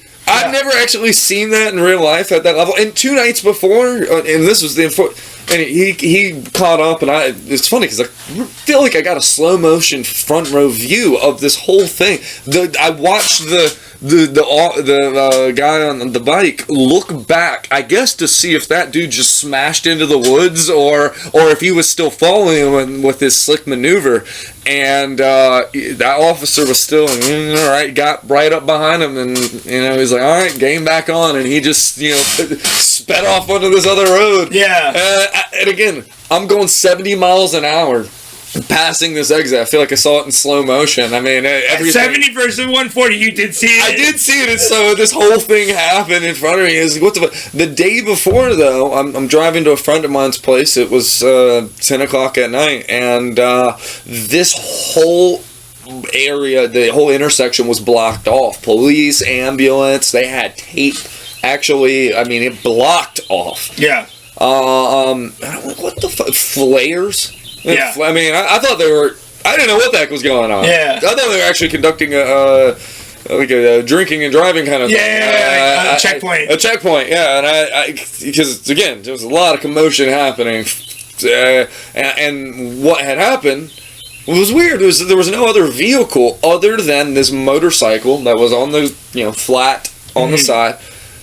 A pool of blood. I mean, a huge pool of blood. And just this motorcycle helmet. Yeah. Probably head still in it. That's what I thought. I thought with that amount of blood, it just took, he slid, and I bet you his head hit, and it snapped. Yeah, right off. Right off. I bet you that head was standing there. I can't imagine. It can't take much to rip your head off. 40 miles an hour. Not much if you hit the asphalt. How many pounds of pressure to rip a head off? If you're hitting the asphalt and you hit the ground... I almost think faster has got to be better than slower. Because at faster, you'll probably slide. You know what I mean? Maybe. Think about a rock skipping across water, right? This is all speculating. It depends on the angle, man. Yeah. I could look at it as it slits it like a knife because you hit it at the right angle. Yeah. And it just or if you hit anything at all. Or you slide against the blade. Either slide against the blade, or you get cheese on a cheese grater, you just get you get this whole side of you just melted off because you're sliding, or you hit it at the angle where. Arguably, I would go out that way versus a lot of other ways. Like, biggest fear of dying is being eaten by something alive. Ooh. A bear, a fucking shark. That is actually terrifying. You know what I mean? I would. Covenant, what's it called? What's the movie where he gets eaten by a bear? Well, I don't know. They got this cocaine bear movie. Leonardo da Vinci's in it. DiCaprio. Da Vinci. Good God, these are high alcohol, aren't they? He gets mauled by a bear. What is the movie? I forget. He finally won something. Yeah, didn't he? Of course he had to win. He got mauled by a bear in a movie. I mean, yeah, in Hollywood. Well, that's actually based on a real story. It is based on a real story. But I will say, what's your favorite Leonardo DiCaprio movie? Oh God, that's rough, man. Because I have one immediately. I like Titanic. It's terrible. I like Titanic. You're way better than me. Way better. What was yours? Is it porn? Did he do a movie called Porn? Oh, no. Leonardo does Los Angeles. No, well, listen, it might as well have been a love. I mean, there were aspects of it where you could argue. Is it Shakespeare in Love? Isn't he not? It was Wolf of Wall Street. Really? I fucking hated that movie. Dude, what? I fucking hated it. I gotta peel into this. Why? Okay. What levels? Why? It was crazy as kids. I think I was just a young dude. It was like the right time or wrong time for me to. Were you up or down on your stocks? That thing I was up. I was like, this is how we go. Over the top. My train to the moon. Oh my God! I need to do a line of cocaine. So I severely. All right, I didn't hate the movie. I just wasn't a big fan. I watched it and I get it. Hookers and drugs and cocaine and money, and it's a great concept. But it's like the same reason why I don't like Sons of Anarchy. That's fair. So listen, again, I think I don't watch a ton of movies. Yeah. Or even influenced by a ton of shows. I was like, oh, it's a Leonardo DiCaprio movie. Yeah. And it's always based on a true story. This is Jordan Belfort guy. Okay, interesting. Now, and it had all those crazy aspects of it that I cannot stand the reality TV shows. Like, there's some reality TV shows. I walked into one of my roommates' room where having a discussion, and she had some reality TV show on that's airing right now, and I was in there for 10 seconds, and my head wanted to pop. Yeah, I couldn't believe. I guess it depends on what reality TV show, but I definitely agree with you. Some I get sucked into. Wow, dude, Survivor. Oh no, those kind of ones I can. No, this was all the wrong reality TV. Blind Love. Is it perfect? House for Wives and shit. It was that. That kind of. It was the Kardashian one. Yeah, it was like a Kardashian. I'm telling you, but this was like with prostitute and strippers, that were reality TVing, and I'm telling you, Jersey Shore. It was the worst version of that it could be, and I really. I think it was because I think of a woman and I want a woman to kind of be a certain kind of a way or act a certain way or I'm attracted to them acting a certain way, or rather I'm not attracted at all, repulsed by them acting a certain type of way. So I want them to be a certain way, or I definitely don't want them to be this way. I don't really know, somewhere in between that middle. And there's some of these reality shows, and I'm like, how can you watch? This is terrible. Why are you handle the conversation better than this? You're gonna start smacking them after? This is acceptable? Like, what is this influence? Like. I can't even start to be able to wrap my head around, and then like the fact that someone would sit there and just consume it, and like, oh, I wonder if Becky's gonna get hit next. Yeah, I'm like, So I judge women and people like men too in 3 kinds of ways, right? And like, am I attracted to them like either like mentally, physically, they have a lure. They have a lure to them, and I'm attracted to them no matter what they do. They can be stupid and pretty, and I'm still attracted to them. Yeah. Right? Or are they like my bros? I have lots of girls and like guys as well, obviously, that I'm like, that is my homeboy. You know what I mean? I've never found them like sexually attractive, but like, I'm attracted to be friends with them. Yeah. But then there's a third where I just like maybe not hate or like, but I'm just like, let's see. You know what I mean? Like, I love to watch. You know, like, part of being a bartender, like, you get so much good people watching. You know what I mean? And you watch, like, creepy guys and insecure guys and fucking batshit crazy women. You know what I mean? Or thirsty girls. And you're just like, wow, you are a train wreck. You know what I mean? Especially. And then you have the people sitting next to you, you're like, they're a train wreck, and then you're like, we'll never be that way. You know what I mean? Absolutely. It is, I'd say bartending is probably one of the most interesting jobs, because doing like pest service. Yeah. Which, pest service? Let me explain. You go into people's homes and you see how they live. And I say it through experience. I did pest service for about 8 months until I came to my senses. I was looking around at the guys and gals that I worked with, and I'm like, you have 2 teeth, you smoke 8 packs of cigarettes and down an entire pack of Busch Light every night, and you're here 5:30 in the morning. It's amazing. Seemingly here. Yeah, the will on that person is very strong. Could you imagine they like crawling on your houses all day? You're inhaling these toxic chemicals, and I'm just like, your quality of life, like, just like every part, I'm like, this is, and I'll be honest, I looked at it, I was like, I'm too fucking pretty and smart for this. Like, I'm just too, like, what am I doing? I get it. It's funny, I went back and worked for the guy that owns the exotic car dealership and club, and one of his members actually owned that pest service company at one of his clubs.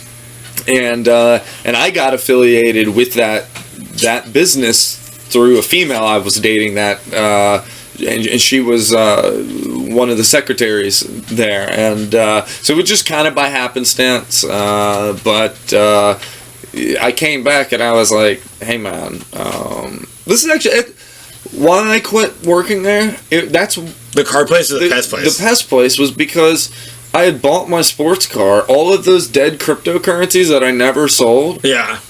That I bought that just went to nothing. You know, a lot of them were scams. But I had there was a thesis in my head that it was when money or liquidity starts getting injected back into this market, all the boats will rise again. Yeah, maybe rising tides rise. Yeah, all ships. Yeah, that thesis, and hell, maybe it was me living on a hope and a prayer, because even again, they were scams. It was proved they were scams. Like they're all it takes is one, though. You know what I mean?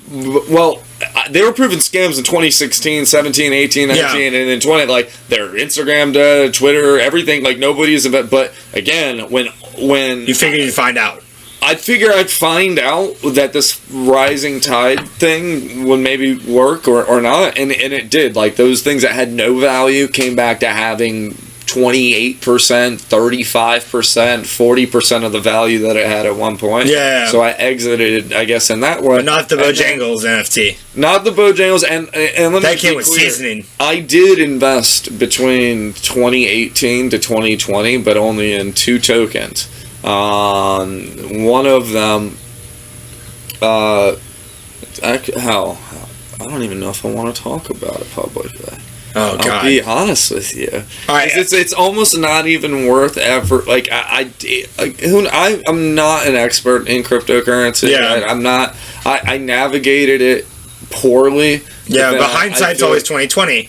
At the moment, you thought you were doing. I did good, and then I did bad, and it was. I'll tell you, the biggest thing was the learning experience. It's a lot of money for somebody. Education's expensive. Either you pay it through college or you live it. You know what I mean? Living with knowing I had fucked up at that level of a degree at that amount of money. Yeah. Dude, I built an engine and forgot to hook up coolant lines and cooked an engine. Like that's amazing. Yeah, that is like hours of your life that you're just like, fuck me. And it's like a $5 screw. Yeah. And you're like, wow, I just fucked everything. Everything up in a moment. Like, and I'm not going to say I live by this thesis. I've actually done it right here. We're sitting right here. Right where that bike is sitting. Good and bad memories. Alright, so I got one for your pest shit. You ready for this? So, I might or might not have gotten in trouble with the law once or twice in my life, and I had to do community service. I know, shocker, right? That's what I was saying. When you have crazy fucking friends, they fucking die, and that's just part of life. I'm surprised I'm not dead, but I ended up doing community service, and I worked for a Helping Hand mission. I grew up kind of in the hood, so I always, every time I've worked for the YMCA in the ghetto, and when I worked for the Y, I was like the only white person there. I've always tried to pay back to the community because I get where I've come from, seeing where people have risen from, and there are certain people that will just live that life, and that's what they want. The pest people drink their 6-pack of fucking beer at night, smoke 6-pack cigarettes a day. That's just where they're going to be. They don't want to change. They don't want better, or maybe that's the best for them. Yeah, they did not have aspirations, seemingly, for and sometimes, happiness cannot be bought. If you're happy doing it, then fuck me. Absolutely, yeah. I'm not necessarily if that is your happiness, then there's nothing absolutely wrong with that. I agree. You know what I mean? I agree. But for me, it's different. They didn't seem like they were happy. You know what I mean? Let me make it clear. But maybe they were just rough and tough, but they looked like they hated their lives. So I worked for this fucking I worked for Helping Hand Missions, and they had a mattress room that was full of like dead cats, and it was just nasty. But one of our services is like, if you bought something, we would drop it off and pick up your old shit. Yeah. That's how we accumulated so much broken shit all the fucking time. And I went to this one lady's trailer out in fucking Youngsville, right? And her fridge had stopped working like 4 months ago, and all of the food was still in it. And that was like the least part of her like gnarliness of her house. You know what I mean? Like, she has clothes all over the place. There are dishes that I think have been used once and left in the sink for years. Like, it was just gnarly. And the nicest lady I've ever fucking met. House smelled like death. And I was like, when I was wheeling out her fridge full of fucking shit, knowing goddamn well that I'm going back to Helping Hand Mission to clean out these like year-old fucking eggs, I was thinking, I was like, she has a really good outlook on life. Yeah. And I was like, that is amazing, because if I was her right now, I would debate suicide. Sure. You know what I mean? But she was happy, and like, there's a lot to be said about that. You know what I mean? And maybe this is just hypothetically thinking, if she lived in a multi-million-dollar clean house with all the cars she had, maybe she'd be miserable. Absolutely. And that's a crazy thought. I don't think it's that crazy at all. And I'm very much there. In the United States, we have about 400 million adults. The world has about 7 billion, actually, I think it's closer to 8 billion people. When you say adults, you mean like grown to the adult age? I want to say it's but not working acting adults. Working adults. Or I don't want to say it's population. I want to say it's adults. So maybe our population's higher. Maybe it is our population. I may have my numbers wrong. Fact checker. Yeah.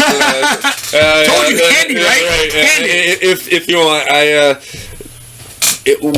I think live in a bubble. So you remember? Oh yeah. Well, you remember the thing with France and everybody changed their. I stand with France. I stand with France. So the flag. I'd be curious. This is going to maybe be controversial, but maybe not. I couldn't stand that shit, and the reason why it drives me nuts too. And the reason why I could, because you don't actually care, and you never actually care. It was a social movement. It's a badge. It's just a badge. It's just a thing. Like, I'm participating in this thing because that's socially. And there's so many movements that are so future. So even the movements themselves. I 100% agree.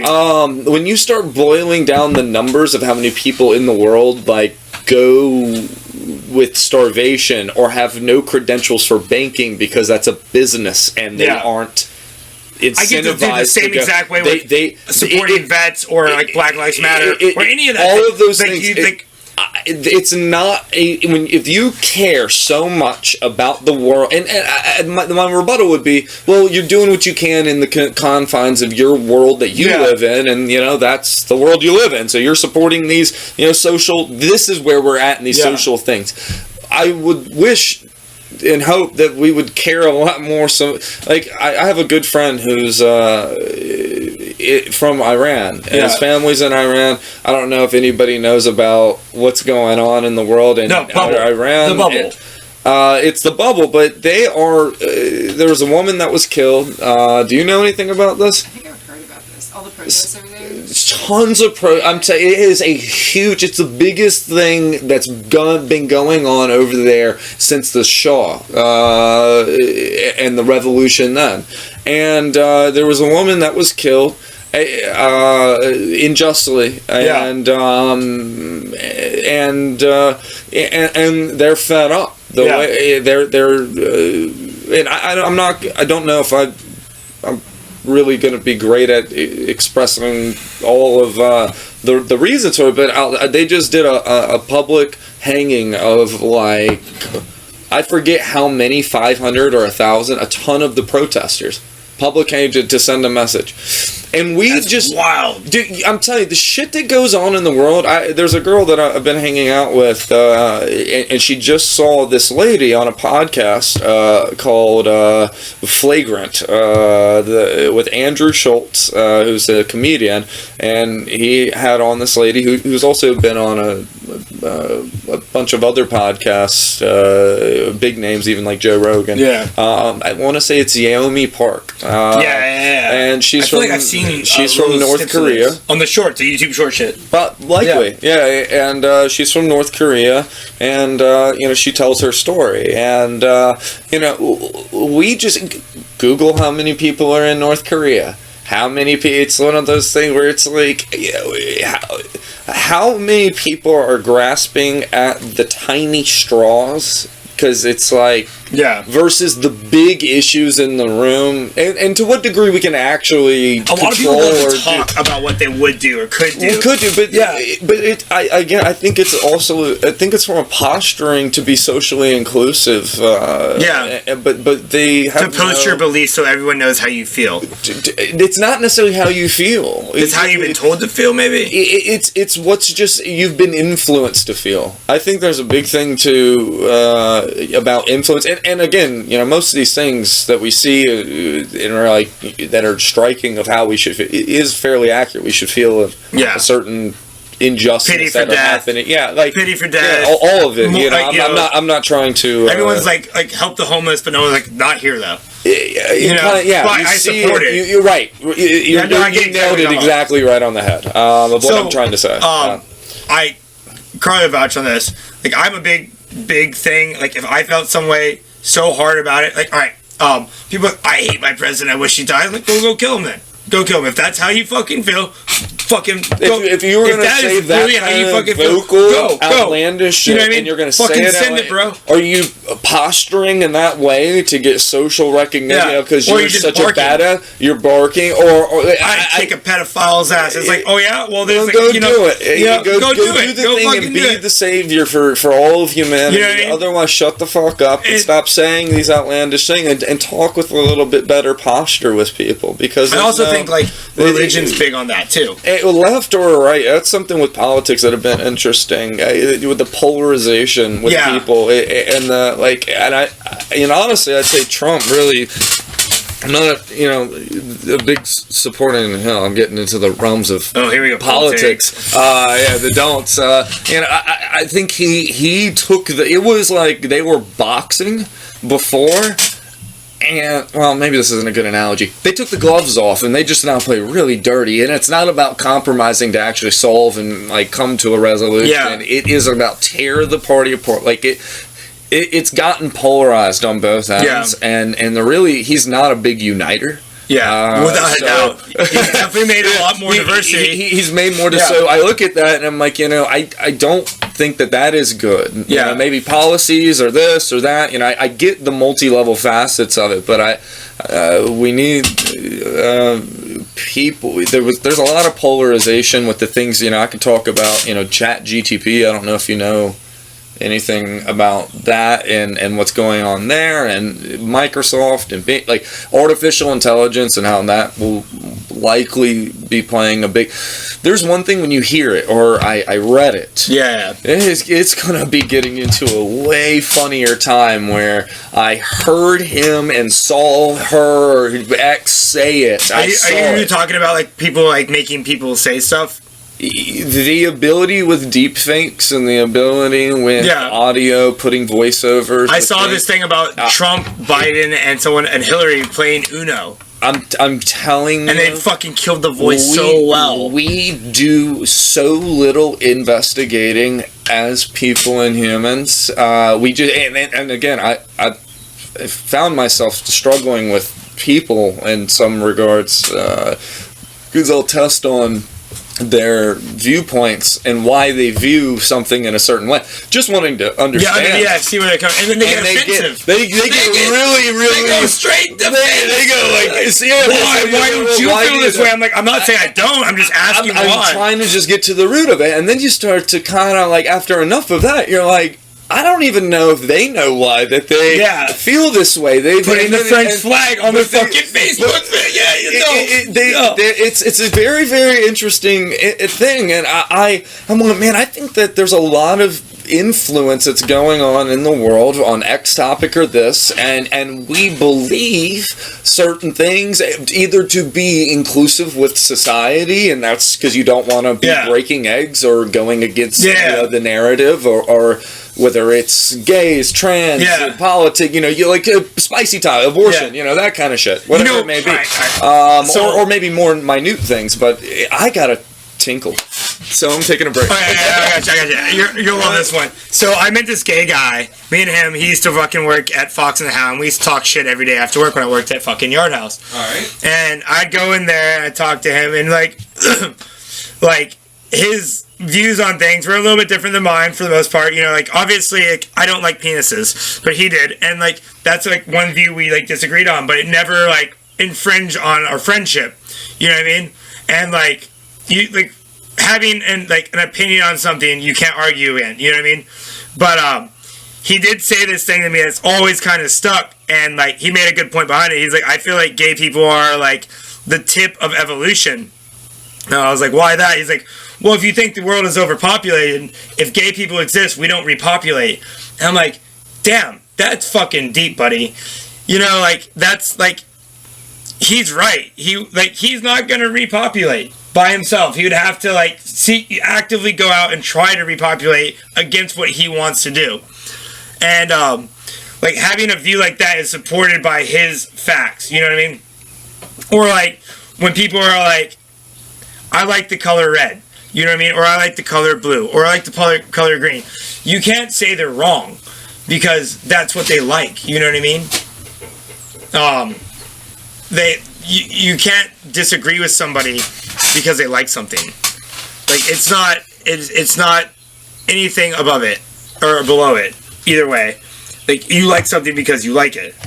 But you can argue the fact that you disagree with something because you don't know. Are you talking? So I kind of overheard. I heard this the other day. Or someone making the argument, and I've thought it myself, and I think it aligns with what you're talking about. Of if humans, it's the goal through genetic evolution. One of the things that have been very vital in the success of the continuation of the species is repopulation. So there's an argument to be made that there is an error in the code. Yeah, idiocracy. The movie Idiocracy. Like how many times are we gonna breed until it's just like too much? Something of that nature. Like that's not.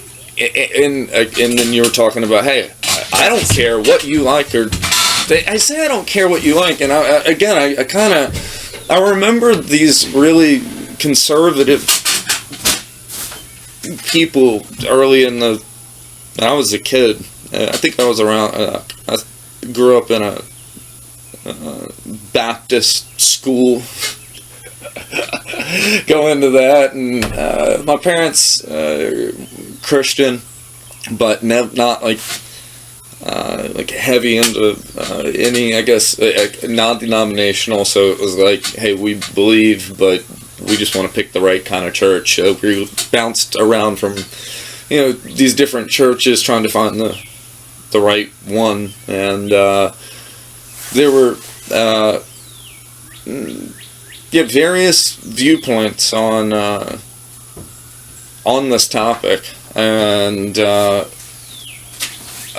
I remember some of them saying, like, this is such a slippery slope because the next line can be, you can get married to your cat and have sex with your dog and things of that. I think it's actually more legal to have sex with your dog than it is your cousin. So, I could be wrong on that one too. So, or thing like, or pedophilia, like an age or something, really where does it stop? Where does a line of acceptability stop in terms of norm? And I used to think that was a really preposterous viewpoint, frankly. I thought that was it would never get that egregious. Yeah. I'm starting to not feel that way. Yeah, things are fucking getting weird. Or maybe they always have been weird and we just never know. Maybe. People fuck weird things. People have been into weird things, but I think the popularization of a small percentage, I think it's a small percentage. I don't really think... One would hope so. I'll be honest, something in my viewpoint, anything involving... let me try to find, I guess, the right words.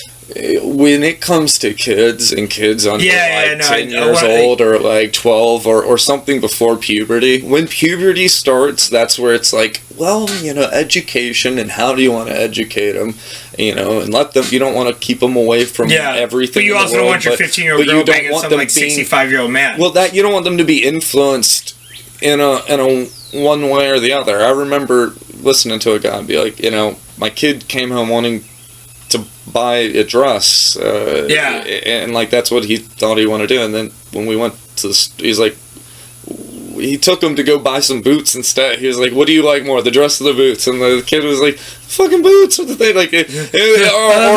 or something where it's just like, to what degree are they just being influenced as a kid? You're very malleable. Yeah. And I just look at that and it's like, I think leave that to the parents. Yeah. And then equally the school to educate, and I don't really know. This is actually, I'm not really standing on this is how it needs to be, because I don't, what age do you start kind of informing kids for the parents that maybe don't It's a very gray area, like how it needs to be. But I think everyone understands where it doesn't need to be. Well, do you know what I mean? I would hope so. I would hope that everybody understands. I would hope the general pop, you know what I mean? I think so. No, I agree. I think the general population are not weirdos and sicko, and they want right by kids and things. But I wonder what that line is in teetering of inclusion. Nobody wants kids sweatshops. You know what I mean? I don't think so. I guess it's just another part. It's like I have kids. If I have kids, when I have kids, that you know of. When I have kids, I have kids. When I have kids, if I have kids, when I have kids. How many hours of the day do I subcontract my influence? Yeah. And what will they remember? You tell them you love them 100 times, but the time you tell them you hate them is the one they remember the most. That's another true part about psychology. Or if daddy does it, or if mommy does it, it makes it okay. You would like that percent be very impactful. Whether it's a high level where you're putting 70 or 100% of your time, or which seems impossible because you got to work, you got to do things. Well, what's the answer then? We stuck them in fucking public school system. We put them in the school system where somebody else is teaching them with their beliefs that likely don't align entirely with yours. And they're probably wrong. That may be wrong. It may be wrong. It may not again. You think about all the lies you were told in elementary school versus what you know now. Oh goodness, yeah, that. And then the other part is Pocahontas doesn't seem so fucking truthful anymore, right? Yeah, it's a pretty. Yeah, it feels like a fucking lie. It feels like a fucking lie. There's a bunch of just wild things where it's like we know the truth or believe the truth until it's the new truth. Yeah, and now you can put whatever shit you want on YouTube.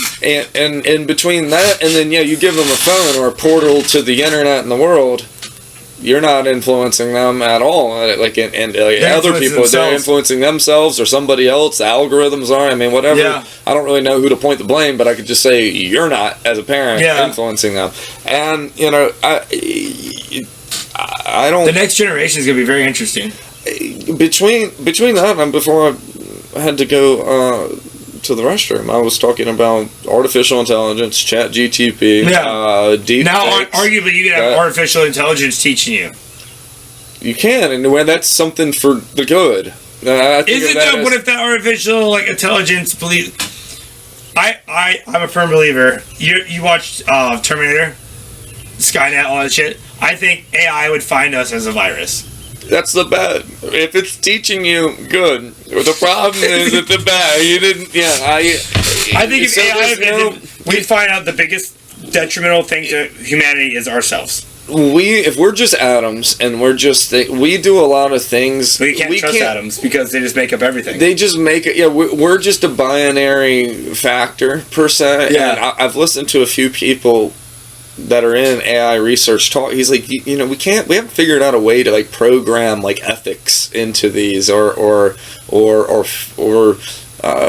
morals or that kind of power is not that we can do a certain answer it in a certain way or do it in a certain but not we haven't been able to crack that secret sauce yet. So ultimately it evaluates us. And some of the responses, I don't know if y'all have looked into this at all with the comments on the Pornhub page. Pornhub? Oh no, that's not what we're talking about. No, but you said response. Yeah, no. Some of the responses, that this Bing chat is because Microsoft owns Bing, and Microsoft bought part of this company called OpenAI, and they're the majority shareholder now. OpenAI is behind ChatGPT, and they have integrated into Bing, and it's only in beta stage right now. But people have been able to. Who uses Bing? who uses it? Well, if it has an AI that, you know, you can ask it anything and it tells you and it'll book your flight and do you say, hey, I need to leave at this time and do this with this airline, or it'll ask like you have this, and this to choose from. You ask it. Yeah. It'll do it all for you. I argue with my Alexa all the time. I can't. And it makes Alexa look like the internet in Really? 1995. And this is big. Honestly, no. That's Did you get some gift cards from buying that's a little egregious. I think maybe your internet in 2000. What do you think we're gonna be in 50 years with like technology? You know, that's a good question. One of two equations I think are gonna happen. Either it'll be the demise of us all, or we will be prospering. And what it should be able to do in technology, and it reduces the cost of things. Technology does. It turns it almost into information after a certain point, and it's widely distributed at almost no cost, which has almost no economic G. So what do you pay for Wi-Fi as a tops? You know what I mean? Between that, phones used to cost you can get the flagship one, but to do just the thing that it needs to do, TVs, car, like when it first came out, $20, it continues to get, but. Imagine if you showed that phone to somebody 10 years ago. Here's the other interesting part, is that technology is just infinitely deflationary. We're always finding a way to do something better, and then that way was the old way, and that no one wants it. But we create markets, though, in a world where we have to have inflation. We can't have everything racing to the bottom all the time. All the cost always reducing because we're getting better and faster. I definitely agree. That's not how economic structure's set up at all. So we're printing a lot of money. It's like moving from a tent to a house to like a mansion to like a building. You know what I mean? No, I get it. It's always going up. Next is like flying ships you live in. You know. Yeah, it'll be interesting to see what happens with technology. I've never really had a pessimistic view on the world. Sorry, bro. Skynet. Skynet sounds some real shit, right? They're gonna start murdering us off. It's just Skynet? Skynet. From fucking Terminator. Oh. I haven't seen the AI has become fucking self-aware. I haven't seen it in so long. Nothing of that level. I will say what's really wild is this shit that's going on with Ukraine and the posturing of the world. It doesn't look like we are. We all stood by them in the beginning, but where the fuck are we now, right? It's hard, like, because I'll get like destroyed one way or the other. Like, I've stood by it, but I haven't stood by it. Like, there's a cost. There's a yin and a yang to these things. Yeah. And I don't think there's any rational argument that can be made that we're not in a proxy war with Russia and Ukraine. Funding, like, if you look at how much the United States has funded compared to every other NATO country, we're like 44 billion, 50 something billion, and the next highest person's 2 billion. Next one's like 1.8. We just print our own money. We do just print our money. Probably putting $100 on $1 bills. Here we go again. We can do it. We're the reserve, but it has a yin and a yang effect even with that.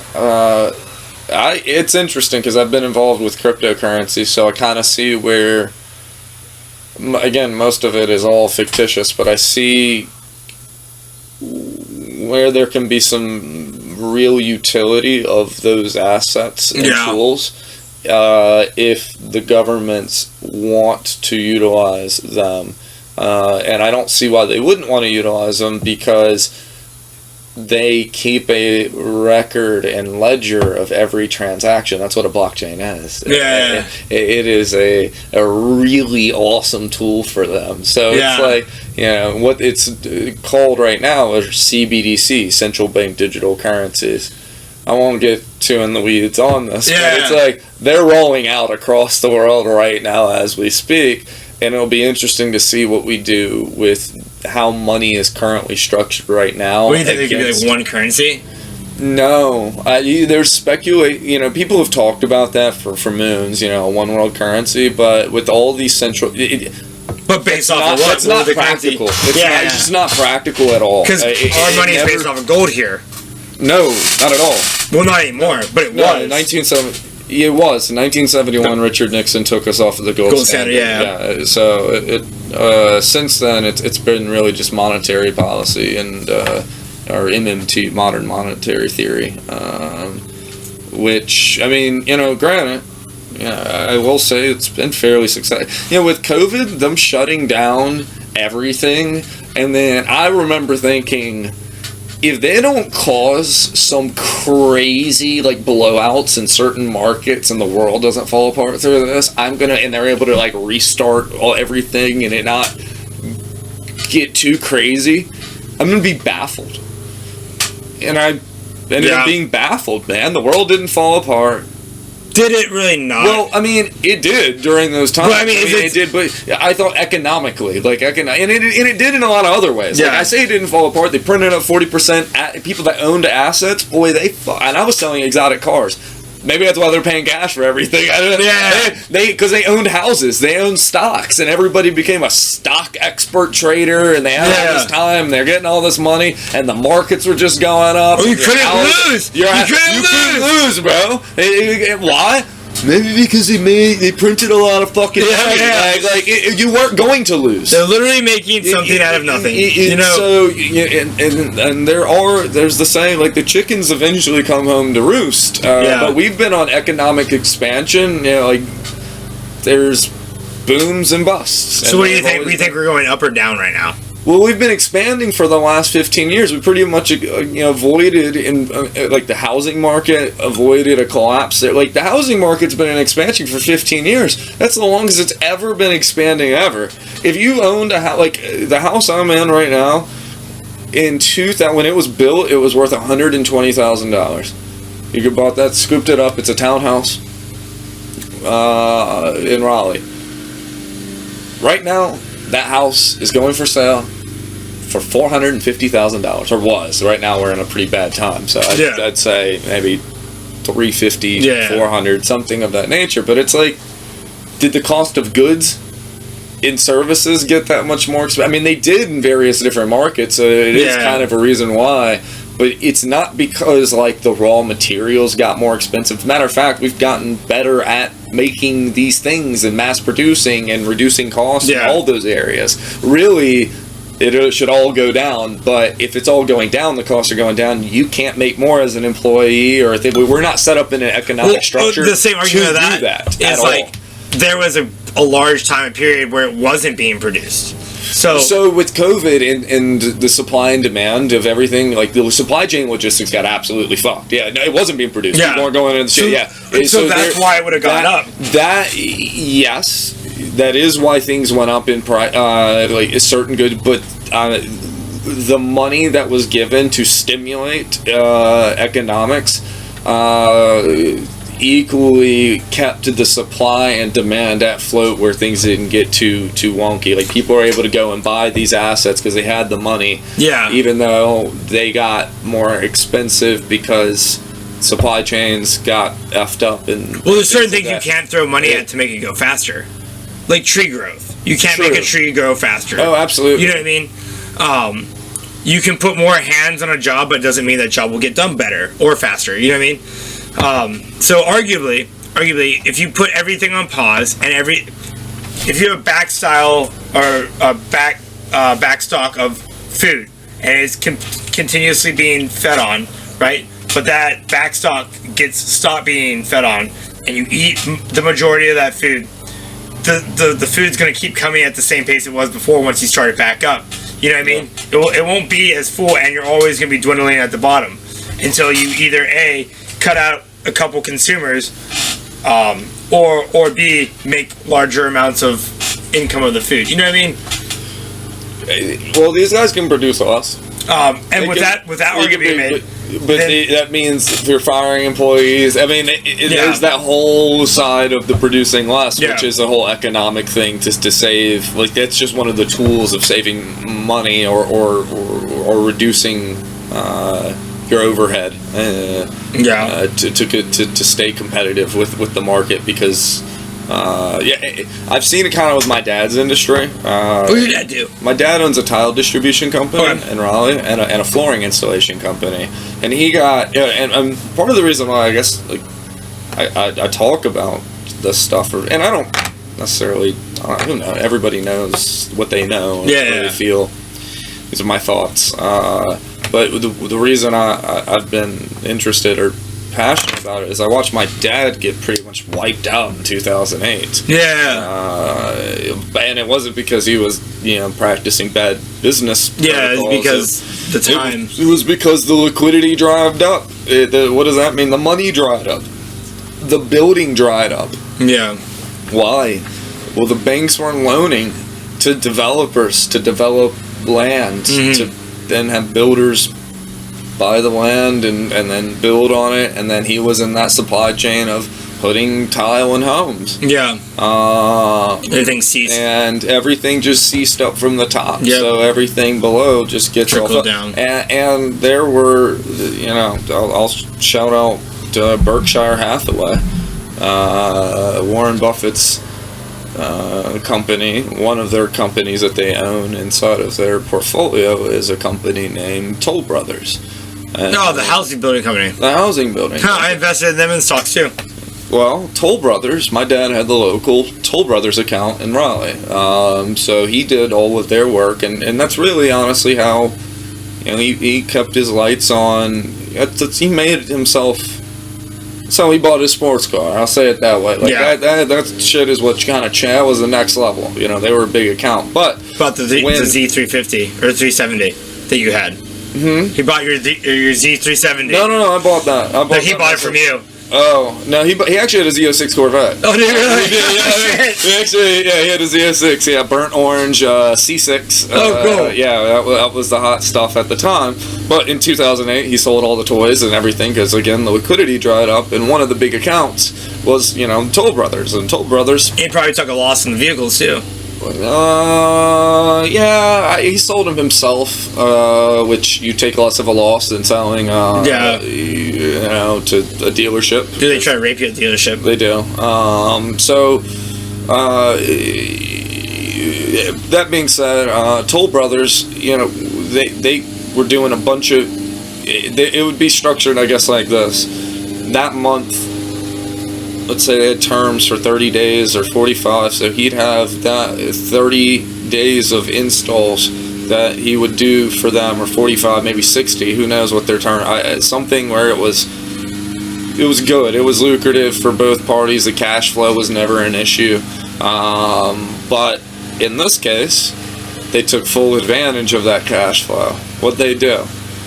Well, they ordered all the material. They had my dad's guys install. He subcontracted all this work out to people. So he paid those people to do the work and installed and finished up the tile work in 30 homes, 40 homes. We'll just say that's $250,000. Yeah. Or whatever it may be. And he pays the cost, the tile. They get the lump sum of, what the material cost, the install cost. That's what they get billed and would pay.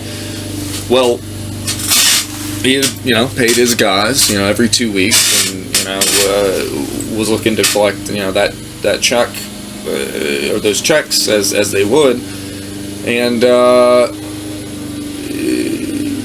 they pretty much just said, "Hey, man, it's been nice, but we don't have any more money." Damn. And that's wild, man. To think that, you know what I mean? And there's not really anything. You going through the court system, if you think that you're going to go through the court system and fucking come out on top, come out on top with hiring lawyers and it's just a pissing, and against Toll Brothers. Yeah, forever you'd be arguing with them forever. Yeah, against Berkshire Hathaway. You'd be dead before you won that court case, even if you were right. Broke or dead. Yeah. They play time or money, and they have a lot more of both of that than you.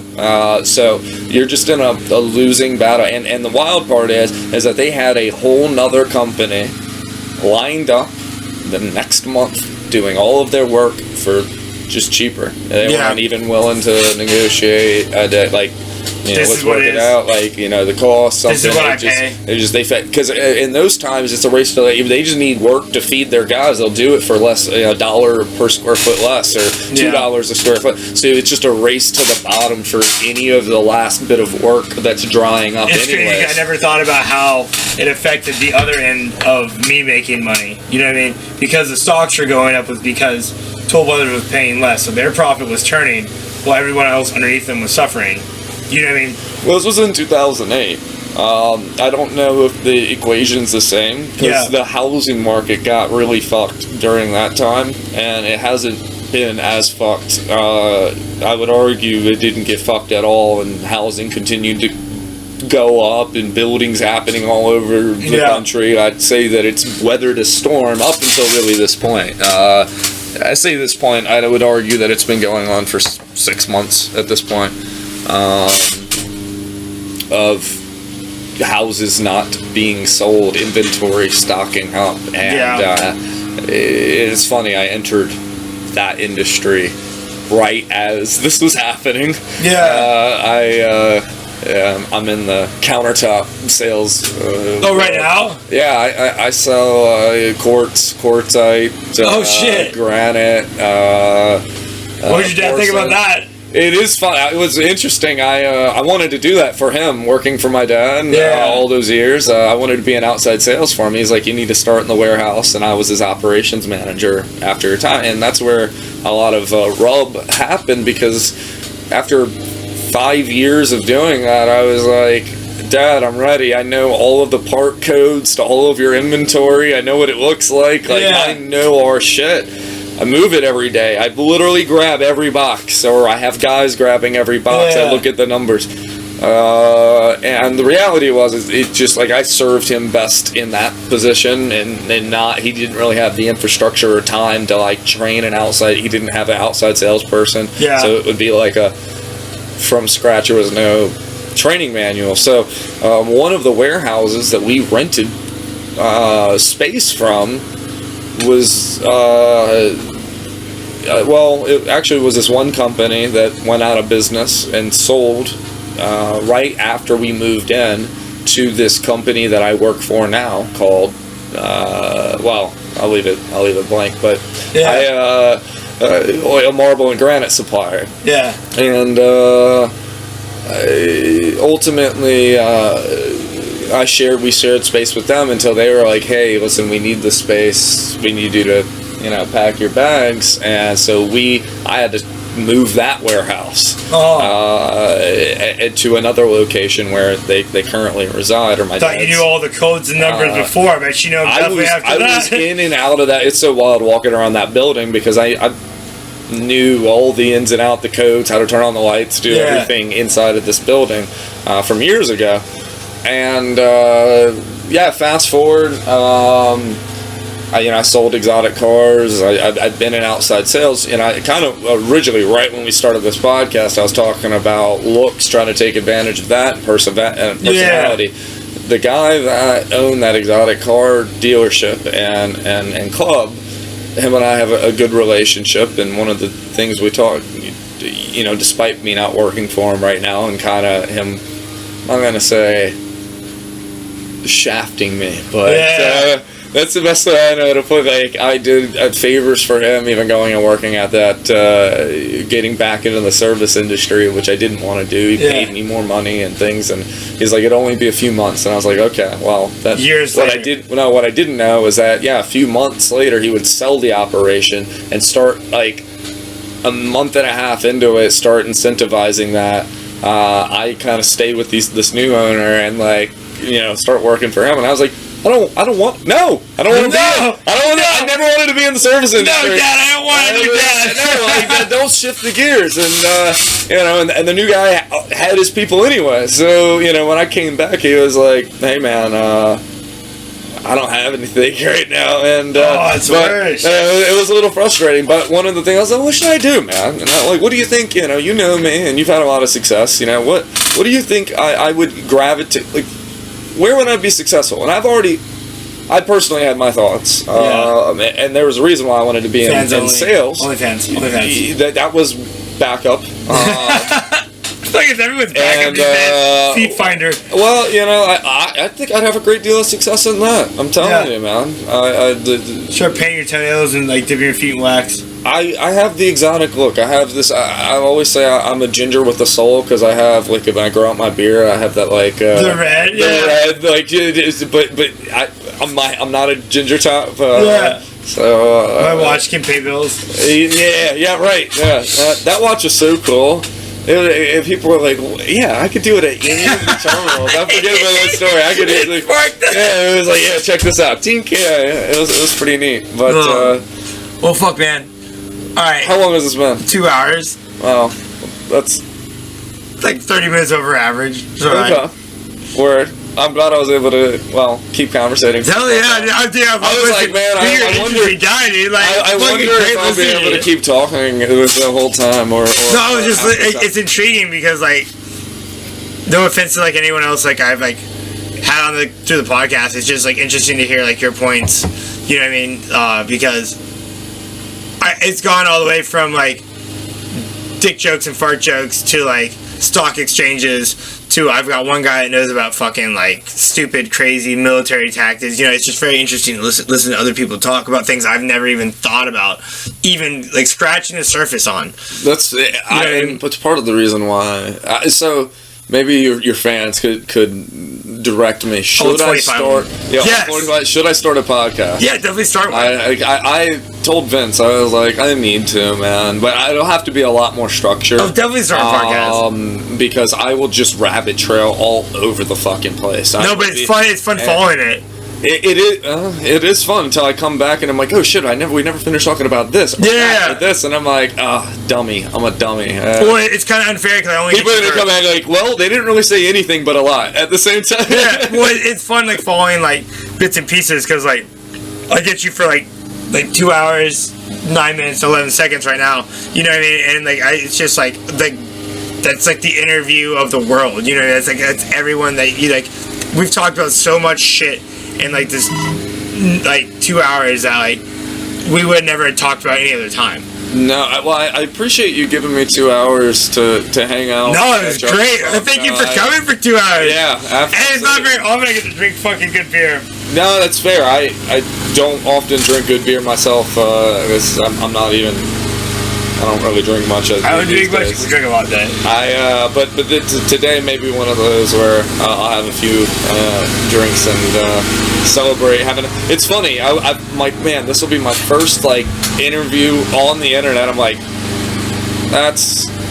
It is shit full of shit. Yeah, like, and here I am. I guess like after I've done the IRS, crypto, and what my in and out. And I'm like, what's the chances they're gonna find us? If they find us on this and like we get in trouble for something we said, I mean, how much trouble could we really get in? Like we haven't said anything bad. Right? I don't know. It's public perception of the character that and it's like I've always been so my job.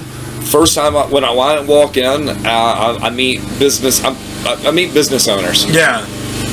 I think so much about nowadays about my first appearance, my first time meeting them, that first time interacting. Yeah. Because you only get the first time.